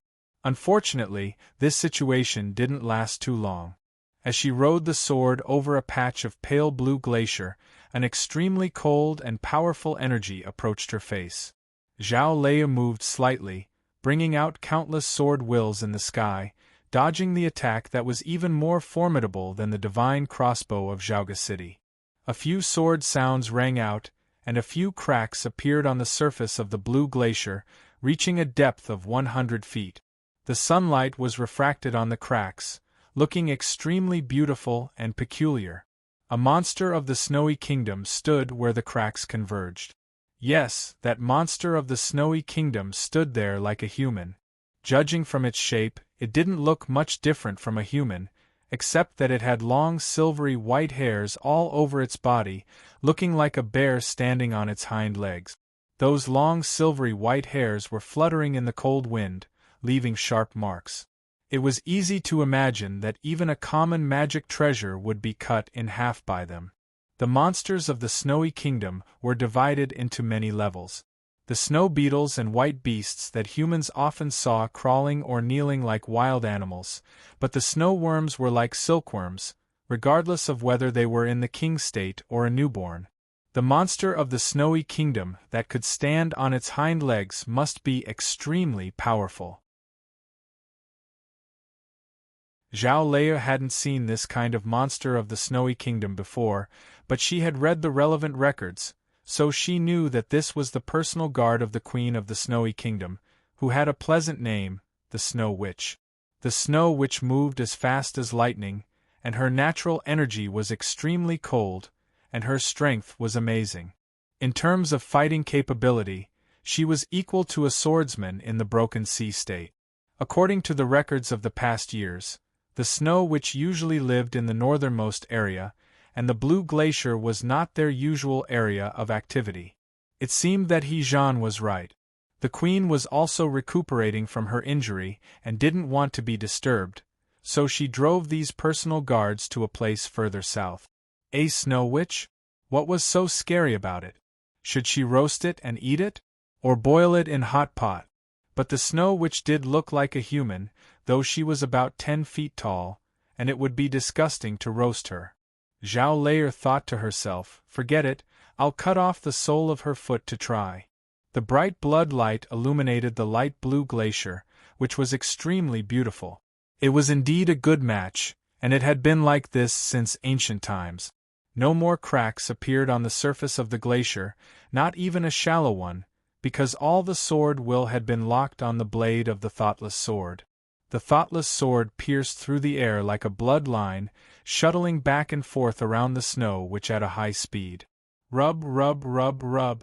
Countless sounds of friction rang out, and the Snow Witch let out an angry roar, turning into a dozen pieces, scattering on the surface of the glacier. Zhao Lei raised her eyebrows slightly, and the cold wind ruffled her messy hair. The Snow Witch was indeed the Queen's personal guard. She didn't seem to know any Dao techniques, and her attacks were limited, but the toughness of her body was far beyond that of a normal magic weapon. Her sword seemed simple, but it actually contained an invisible sword will. It was extremely lethal, and it consumed a lot of her sword energy, so she couldn't use it continuously. Such a powerful sword actually took so much effort to kill a Snow Witch. If there were more Snow Witches, how would she deal with them? She couldn't help but think about everything in the world. 5 Snow Witches walked over from all over the glacier, their huge bodies casting long shadows on the surface of the glacier. 1 Snow Witch wasn't scary. 5 was a little troublesome. Zhao Lei looked down at the glacier, and thought about it expressionlessly. She pointed a finger in the air. The thoughtless sword turned into a red line again, and instantly arrived on the glacier, passing through the bodies of the 5 Snow Witches. The 5 Snow Witches froze one by one, and then their bodies split open, turning into a pile of crystals. The thoughtless sword returned to her, and it became much dimmer, just like the look in her eyes. Her face was even paler because of the surrounding snow field. After killing 6 Snow Witches, who were as strong as those in the Broken Sea state, through the air, even she felt a little tired and strenuous. But it wasn't over yet. It seemed to appear out of nowhere. Over 20 Snow Witches appeared on the blue glacier. The eyes of these Snow Witches were like crystals, without pupils, and without any emotion of intelligent life. She could choose to leave by riding her sword. Even if these Snow Witches could come to the sky, they couldn't keep up with the speed of the thoughtless sword. But this time she went deep into the snow field, not only to fulfill her wish, but also to nurture her sword by fighting. How could she miss such a dangerous and perfect opportunity? Along with a crisp sword sound, Zhao Lei and the thoughtless sword turned into 2 straight lines, arriving in the middle of the pale blue glacier. There were still no cracks on the surface of the glacier, but there were countless sharp sword wills in the rolling snowflakes. In a few seconds, Zhao Lei had passed through the encirclement of over 20 Snow Witches and killed a Snow Witch, but she also suffered some serious injuries. She glanced at the tear in her left sleeve and the overflowing bloodstain, but her expression didn't change. She turned around in the sky and returned, carrying the thoughtless sword to kill the Snow Witches again. She repeated the process. 2 beams of sword light, one white and one red, shuttled back and forth on the blue glacier. Occasionally, they would fall on the glacier, making a heavy crashing sound. After a long time, another 7 Snow Witches were chopped into pieces by her, and her body was stained with blood. The red blood and the blue glacier were really a good match. It was very beautiful. Zhao Lei's injuries were serious, but her eyes were still calm, even a bit joyful. The pressure between life and death had become a kind of substantial nutrient, nourishing her Tao tree and training her mind. After today, she could be considered to be at the peak of the Broken Sea realm after she had recovered from her injuries. Since she had achieved her goal, she turned around and flew up into the sky. Those Snow Witches suddenly gathered in one place. With a whistling sound in the air, they grabbed a few of their companions and threw them into the sky. Boom! Boom! Those Snow Witches were like huge stones thrown out of a siege machine. They reached the sky at an unimaginable speed, heading toward Zhao Lei.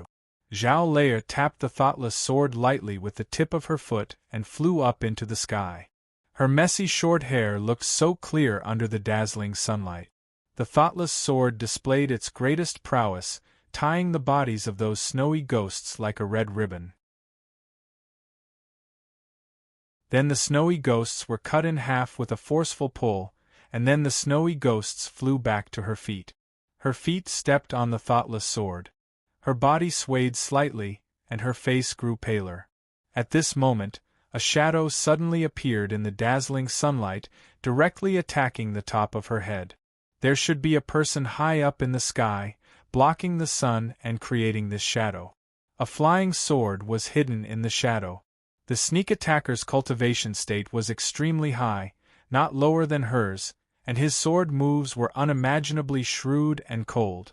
Zhao Lei flipped her palms, and a dozen shapeless sword wills flew toward the sky, catching the flying sword between her palms. Along with the ear-piercing sound of metal rubbing against each other, the flying sword cut through her palms and pierced deeply into her body. She fell off the thoughtless sword and landed heavily on the glacier.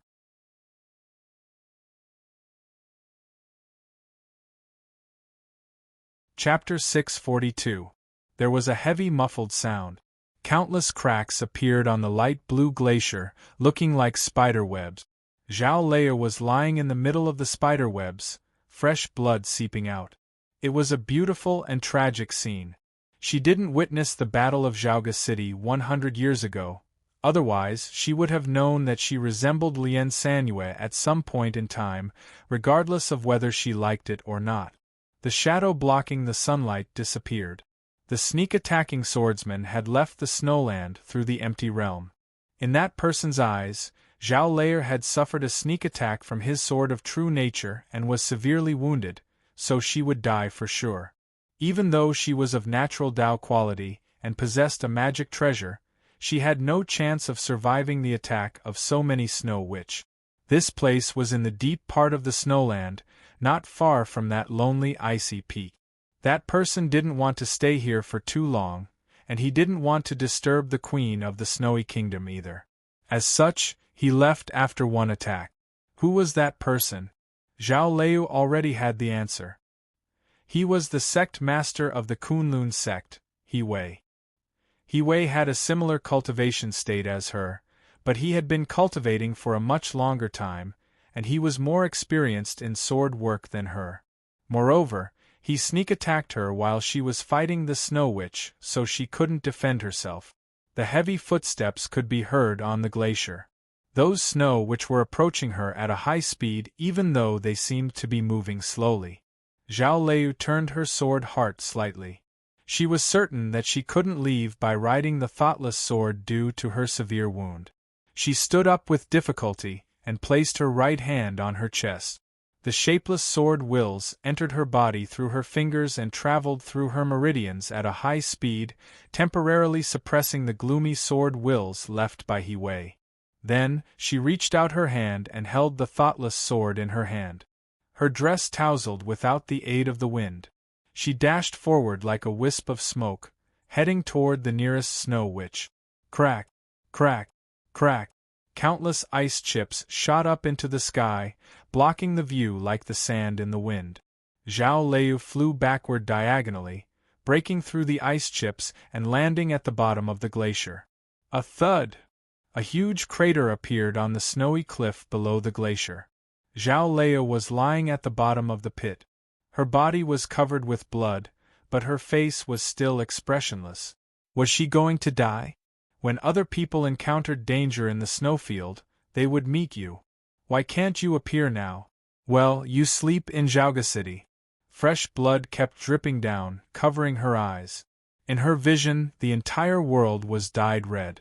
She lifted her sleeve and wiped the blood off her face. If you were here, I wouldn't have encountered such a thing, right? While she was thinking about these things, the snow witch was jumping down from the glacier. They were floating in the sky, getting closer and closer, getting bigger and bigger.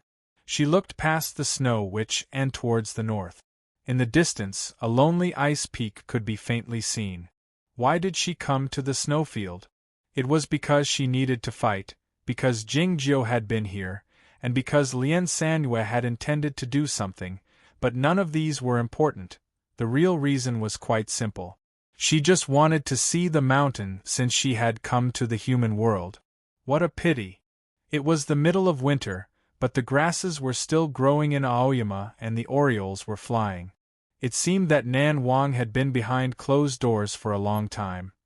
He hadn't asked the great formation of Aoyama to let the wind and snow in for a long time. It was also because Lu Xi was dead and Yuan Qijing was in Zhaoga City. Without the 4 seasons, Aoyama was indeed boring. As such, when the people heard the loud boom on the top of Tianguang Peak, they all rode their swords to check it out. No matter what had happened, they could talk about the boredom of the cultivation life, and they could also talk about it when the colleagues of Aoyama met the next year.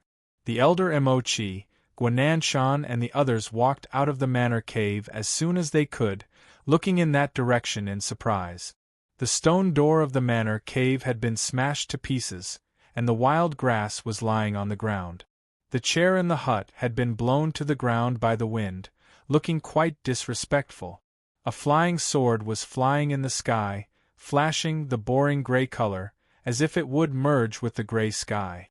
The energy of the flying sword was extremely calm, and its cultivation state was very high, but its speed was very slow. Seeing this scene, the other disciples of Tianguang Peak were bewildered, but Guananshan laughed out, with a hint of nostalgia and sadness in his smile, saying softly, "This guy is indeed like my master." The personal disciple of the former immortal sect master, Zhuoruzhui, had finally entered the upper state of the Broken Sea after staying behind closed doors for a long time.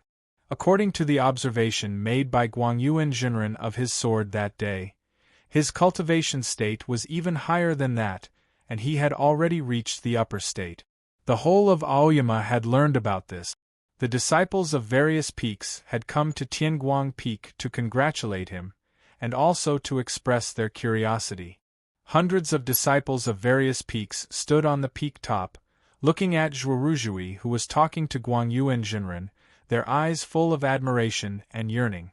Those female disciples of Qingrong Peak, who had heard of Zhuoruzhui's past, were full of admiration.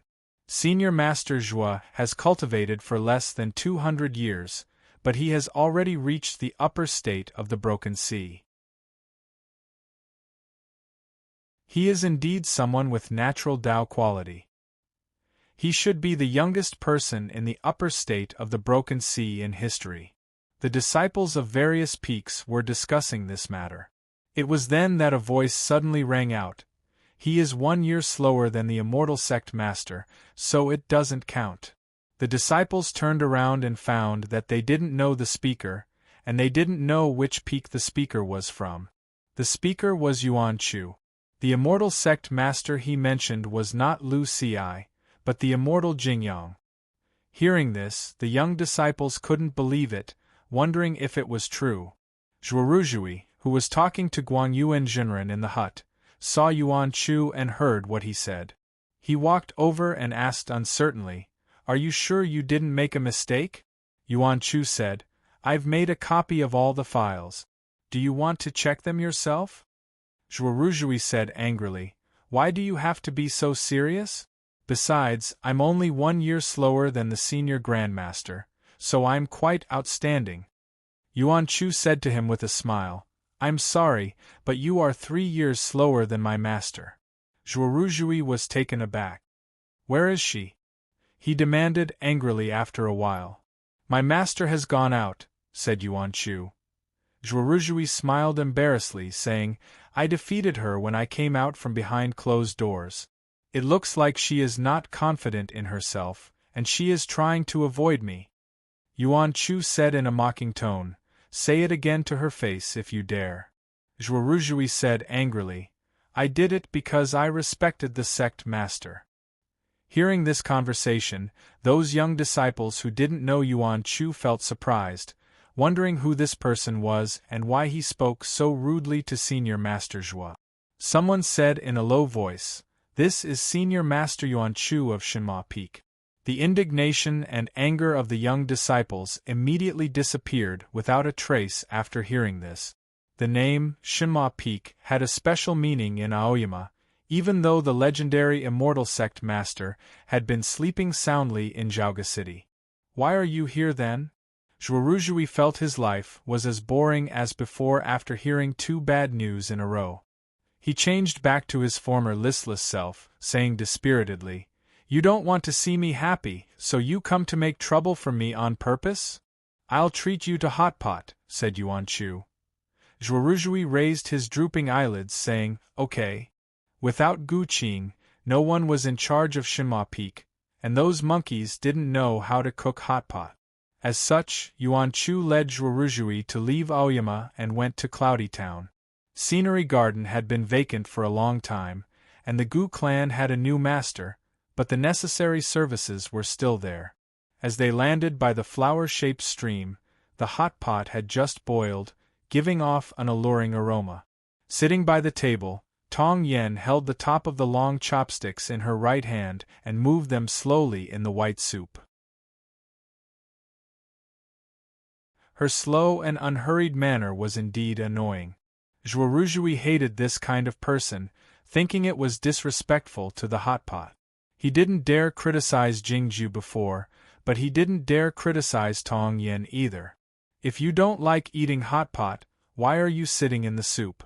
And you have to wait until everyone is here to eat.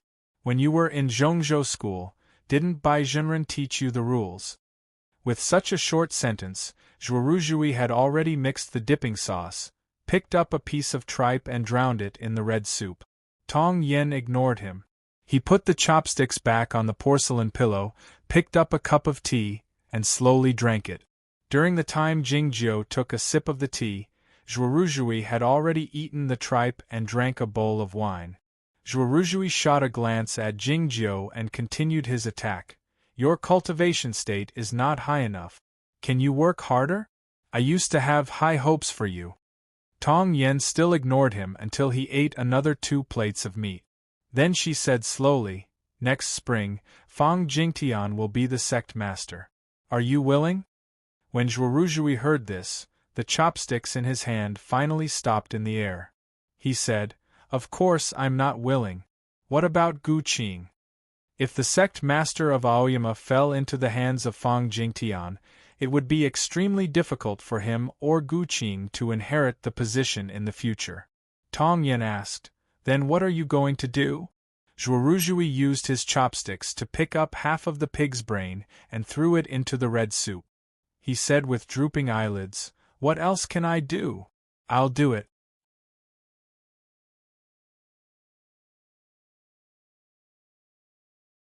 Chapter 643. Yuan Chu hadn't spoken a single word since he arrived at Scenery Garden. He just let Tong Yen and Zhuoruzhui argue while eating the meat in silence. It wasn't until he heard Zhuoruzhui's words that he couldn't help but say in a mocking tone, The problem now is how to deal with it. Deal with it? Deal with it directly, said Zhuoruzhui angrily. The more he thought about it, the angrier he became. He thought that he had been in the upper state of the Broken Sea for almost 100 years, but he was still ranked 3rd, and he had to fight with his senior master in the middle state of the heavenly arrival realm. What the hell was going on? If that guy were still awake, he wouldn't have done all this. He waved his left hand angrily. Lien Sanwei is dead and he's still alive. It's no different from being dead. Why would he want to be a cultivation companion when there's no one around? Don't play with Yushan all the time, you'll die. Yuan Chu snapped angrily. What are you talking about? Besides, what's the big deal about dying? Why don't you fly to the sky if you can? Tong Yen suddenly said, Gu Qing and Shui Yu Nunnery's daughter, Zhen Tao, will be cultivation companions next spring. Zhuoruzhui was taken aback. He clicked his tongue twice with a complicated emotion, saying, I didn't see it coming. I thought he didn't know how to play chess. How could he be so dirty? Tong Yen didn't want to beat around the bush, so she said straightforwardly, We're going to recommend Zhao Leiyu to be the sect master. Zhuoruzhui was taken aback again. He was about to object instinctively, but he suddenly found that Tianguang Peak couldn't recommend someone more suitable for the position. Even though his current state was exceedingly high, his seniority was unavoidable. Let me think about it. Back when we were eating hot pot on Shinma Peak, I learned some methods of entering the body of the sword will from her. Can I be considered her disciple?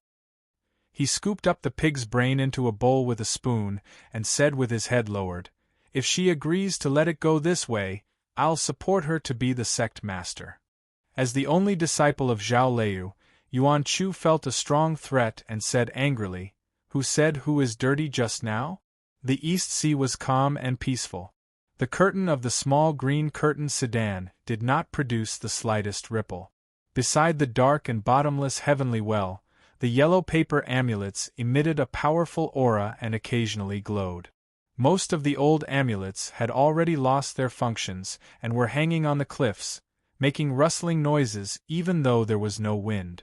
They were as unlucky as paper money. A huge shadow slowly climbed up from the bottom of the cliff, and at the same time there was a filthy and terrifying aura. Suppressed by the talismans of Guoqing Temple and Shuiyu Nunnery, even the mountain ghosts could not get close to the top of the heavenly well. They stopped when they were about 100 feet away from the mouth of the well. One could vaguely hear the sound of dispute, and then a sudden breeze. The yellow talismans did not react at all, and then two figures appeared on the cliff. "I've told you that I'm fast enough. Why don't you believe me?" Ping Yongka said with a red face, feeling that his talent in the sword work had been greatly insulted. Sitting on his shoulder, Apiao snorted, "I'm the king of the underworld. I can't trust anybody." "Get off me first," said Ping Yongka. "I'm not heavy," said Apiao. Ping Yongka retorted, "But you're not a child anymore. You're over 100 years old. Why do you still like to sit on someone's shoulder?" "The spirit of the green sky mirror is over 10,000 years old," Apiao retorted. "How can she sit on my teacher's shoulder?" The two of them had gradually calmed down after arguing for a while. Apiao drifted to the high sky and looked at the green fields on the other side of the cliff. A strange glow suddenly appeared on her face as she remarked uneasily, "It's summer now. Have we come back too late?" Ping Yongka was startled. He leapt up in the air along with a few sword lights. After looking around, he felt relieved and scolded her, "Idiot! We are in the south. The trees look thick here and it's still early spring. We still have time. There are no 4 seasons in the underworld. How can I tell them apart?" Apiao retorted angrily. "Besides, this emperor is busy with the affairs of the state all day long, so I don't have the energy to pay attention to these trivial matters." As she uttered the word emperor, the black fringe on her forehead tousled in the wind, and so did the rims of her clothing. She exuded the graceful and majestic demeanor of an emperor. Ping Yongka didn't care about this, as he said in a mocking tone, "You should take the throne first." Apiao couldn't bear to hear this as she yelled, "Can you blame me for this? My teacher said he would do it. He didn't even say his last words. At least he should have divided the inheritance first. Where is my share?" Over the last few decades, Ping Yongka and Apiao had been in the underworld. Apiao didn't obtain the seal of the king of the underworld, so she couldn't officially take the throne.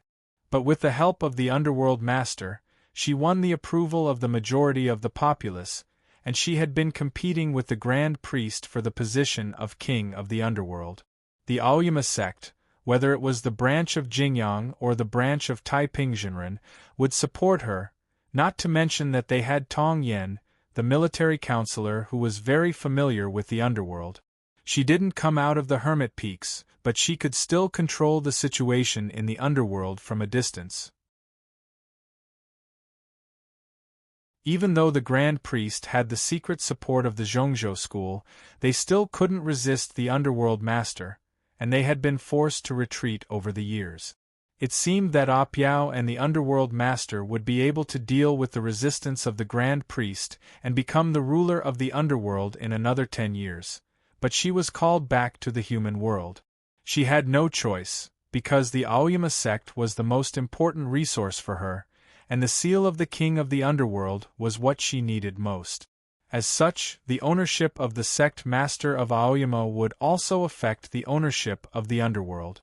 More importantly, she wanted to eat the hot pot in Scenery Garden. Sitting in the small green curtained sedan, Ping Yongka and Apiao snorted after exchanging a glance. Then they sat on one side of the sedan, looking at the scenery outside the sedan that had turned into lines. They felt sleepy. By the time they woke up, they were leaning against each other. They opened their eyes and exchanged a glance. Then they snorted again and turned their heads to look outside the sedan. What is going on? Apiao suddenly screamed in surprise. The small green curtained sedan stopped in a quiet alley. They could vaguely see the black eaves of Taichung Temple in front of it. Didn't Tong Yen say that he would go to Scenery Garden to discuss the matter of the sect master? Didn't he say that he would ask Apiao to use the underworld as a bargaining chip to negotiate with Fang Jingtian? Why did the small green curtain sedan bring them to Zhaoga City? Ping Yongka lifted up the curtain and looked outside. He felt it odd as well. All of a sudden, he heard Apiao crying. Why are the people of the Aoyama sect always like this? Why are they so dirty? They came here 700 years ago. Why are they here again this time? You are so heartless. How dare you lie to me? Apiao huddled in a corner, her pale face full of tears. Sensei was trembling, looking extremely scared. Ping Yongka realized after a moment of bewilderment that she was referring to the event that the king of the underworld and Tai Pingzhenren traveled the human world 700 years ago, and the swordsmen of the human race turned against them and locked them in the fiend prison. It's impossible. It's impossible. It doesn't make sense. Apiao didn't believe him. She said while crying, "Can you let me go? I don't want the seal of the king of the underworld anymore. I want to expel myself from Aoyama. I'm not the king of the underworld yet. It's useless for you to catch me." Ping Yongka was alarmed by her crying. He wiped her tears with his sleeve hastily, saying, "It's a misunderstanding. It must be a misunderstanding. Look, there's no fairy book and no one from Zhongzhou school. Besides, we are so close to each other. How could I harm you?" After being comforted by Jingjiu for a while, Apiao had gradually calmed down. She found it was indeed quiet outside the small green curtained sedan, devoid of any commotion. Glancing at his wet sleeve in disdain, she said, "Even though there is not much water in the underworld, you can't always take a bath." Ping Yongka sighed. "The people of the Shenma Peak never use water to bathe. I have to bathe twice a day. How can there be any smell?" "Am I talking about you?" Apiao retorted. "I'm talking about the clothes you are wearing." Ping Yongka was speechless. He lifted up the curtain and got off the sedan. As Apiao got off the sedan nervously, the small green curtained sedan flew up into the sky, heading back to Shuiyu Nunnery. Everything in Zhaoga City seemed to be normal. This street was quiet and empty, and there were many pedestrians outside the entrance of the alley. Apiao lowered her head and let her black hair cover her face, letting Ping Yongka walk in the crowd while holding her hand. Seeing her acting like this, Ping Yongka couldn't help but laugh out, saying, "Since nothing is going on, why are you acting so sneakily?" Apiao exclaimed angrily, "I'm a ghost to begin with." As expected, there was no conspiracy. Ping Yongka and Apiao walked to the Jing house after seeing Taichung Temple depart. They didn't encounter any trouble. Before they could knock on the door of the Jing house was opened. "Thank you for your hard work," said Gu Qing with a faint smile. Ping Yongka and Apiao hadn't seen Jingjiu for decades, so they were delighted to see him, bowing to him hastily. "Let's go see my master first," said Gu Qing. Ping Yongka followed Jingjiu to the courtyard. After walking a dozen steps, he couldn't help but say, "Big brother, what you said just now sounded inappropriate." Apiao couldn't help but laugh out loud. Gu Qing understood what was going on after a moment of bewilderment. He rubbed Jingjiu's head with a smile, saying nothing. The furnishings in the study room were the same as they had been for decades. Jingjiu, who was sleeping soundly on the bed, looked the same as before. His eyebrows and eyes were still perfect, giving people a feeling that he was alive. As Ping Yongka was thinking of all this, he suddenly found that the word alive was not a good word to describe him. He spat on the ground hastily. "When will you wake up?"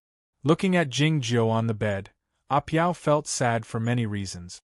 Ping Yongka asked Gu Qing, "Big brother, why did you ask Shuiyu Nunnery to bring us to Zhaoga City? Didn't Tong Yen say that we should meet in Scenery Garden to discuss the matter of the Aoyama meeting? I've encountered some problems here, so I can't go back to Aoyama. After a moment of silence, Gu Qing continued, I didn't want to disturb you too, but I'm afraid I can't do it without you.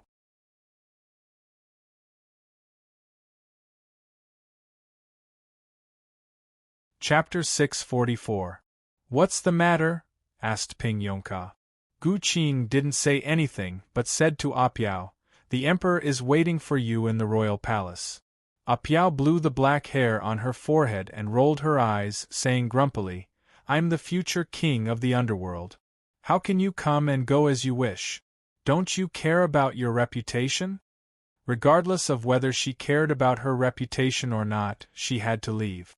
The tunnel of the study room opened, and she walked in angrily.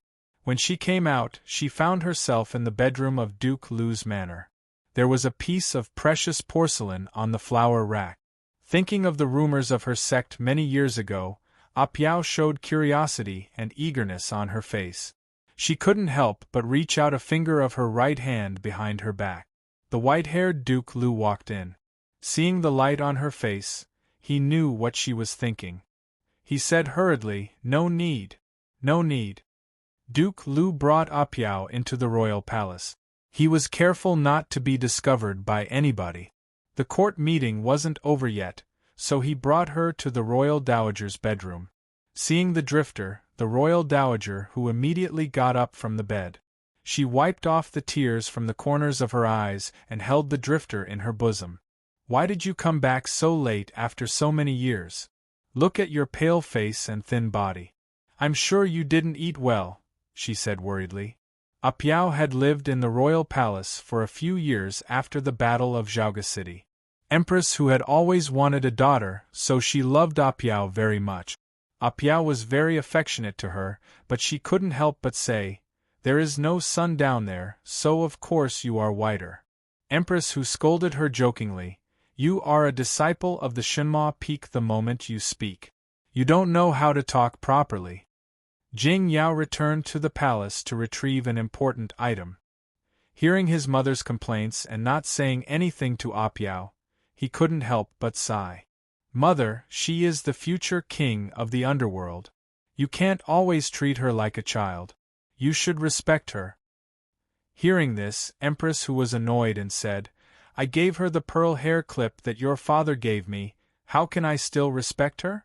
Jing Yao felt very helpless, thinking that this was not the same thing. He then thought of some rumors and hesitated for a moment before saying, There is one thing that I have to say, please don't be angry. It's just that Master is about to get married, you should pay attention, don't always. Empress whose face was as cold as ice. She slammed the table heavily and stared into his eyes. Don't you know why I often summon him to the palace? It's all because of you. Should he avoid arousing suspicion? I'm more than 100 feet away from him. I can't even see his eyes and eyebrows clearly. How do you want me to avoid arousing suspicion? Am I going to move to the chessboard mountain, or are you going back to the cave in my hometown? Make it clear to me. Jing Yao didn't dare to say anything else. He hurried to kneel down and coaxed her for a long time before he finally calmed her down. Then he left the bedchamber as if he were fleeing. After he left, Empress whose anger suddenly disappeared without a trace, and she became unusually calm. But in the next moment, she suddenly raised her hands to cover her face, crying silently. In the Jing house, Ping Yongka looked at the empty courtyard and said, Big brother, when are you going to plant another tree? Is senior aunt still angry? Gu Qing said with a smile, You changed the topic so abruptly. It seems that little sister has taken good care of you all these years in the underworld. Ping Yongka scratched his head awkwardly and said, I always feel that since Big Brother asked me to come back in such a serious manner, it must not be a trivial matter. I'm a little nervous. It's indeed not a trivial matter. It can even be said to be dangerous. Gu Qing said, Bulow Lin contributed to the Battle of Zhaoga City back then, so the imperial court didn't pursue him too closely afterward. Unexpectedly, they gradually took root in Zhaoga City and caused many troubles over the years. However, as a result, Bulo Lin has shown more of his true colors. I found a clue last autumn and roughly confirmed the location of Taiping Jinren. I asked you to come back this time because I want you to help me catch him or kill him directly. Ping Yongka was startled, asking, Me? Me? Me? Nobody knows who Bulo Lin has in the imperial court and various sects, said Gu Qing. I can only trust my own people. Hearing the words, his own people, Ping Yongka was no longer fearful, but he was still doubtful. You and I can't defeat him even if we fight together, he said. I have the great formation of the royal palace. If Taiping Jinren enters Zhaoga City, I can control him in a certain place temporarily. Gu Qing continued while staring into his eyes. What you need to do is to activate your sword wills and kill him, just like what you did 100 years ago. Are you talking about the sword formation of slaying fairies? Ping Yongka asked while scratching his head. That's right. Your sword wills were used by my master at the time. You were the only one in Chaotian who knew how to employ the sword formation of slaying fairies. Gu Qing continued before he could speak. You would be in the royal palace at the time, and you would set up the formation from a distance. Ping Yongka said nervously. The sword formation of slaying fairies often appears in my dreams, but I'm not confident about it. Gu Qing said, I've been studying the 3 hidden moves of the inherited heaven sword style over the last few years. We can discuss it. As Gu Qing and Ping Yongka, the 2 brothers, were discussing the important matter in a low voice, their master was lying on the bed not far away, his eyes closed. He was still as beautiful as ever, like a lotus flower untainted by dust. Jingzhou had slept for 100 years. Many people in Chaotian still remembered him, and the disciples in Aoyama wouldn't forget this great grandmaster. Yet, remembering and missing him were 2 different things. The people in the world were busy singing about the colorful life, so they didn't miss him. The people on the Shenhua Peak and the successors in other places missed him a lot, hoping that he would wake up as soon as possible. These people were facing the most troublesome and dangerous situation in the world, so they missed him even more, wondering if these things would have happened if he were here. However, even if Jingzhou were to wake up, would he be able to solve all of these problems? Zhao Lei fixed her line of sight on the distant icy peak in the north, a hint of blood in her eyes.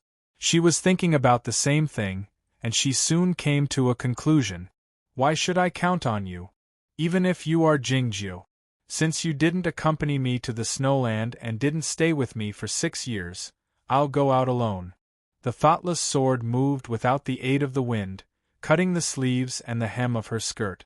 Then, like a needle and thread, the cloth straps wound around her arms and thighs tightly.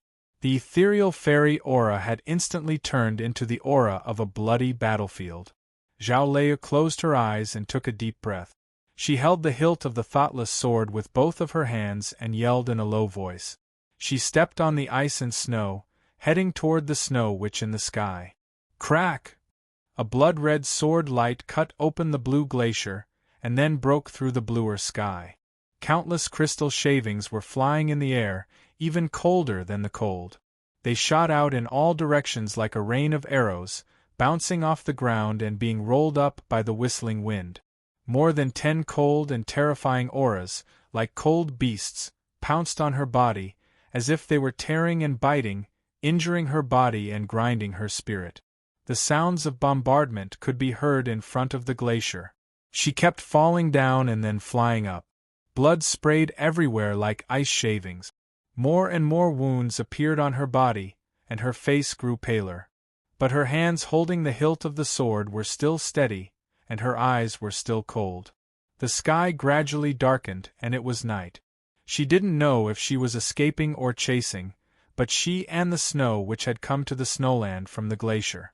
Under the illumination of the stars, the personal guards of the Queen of the Snow Kingdom looked as terrifying as the mythical monsters.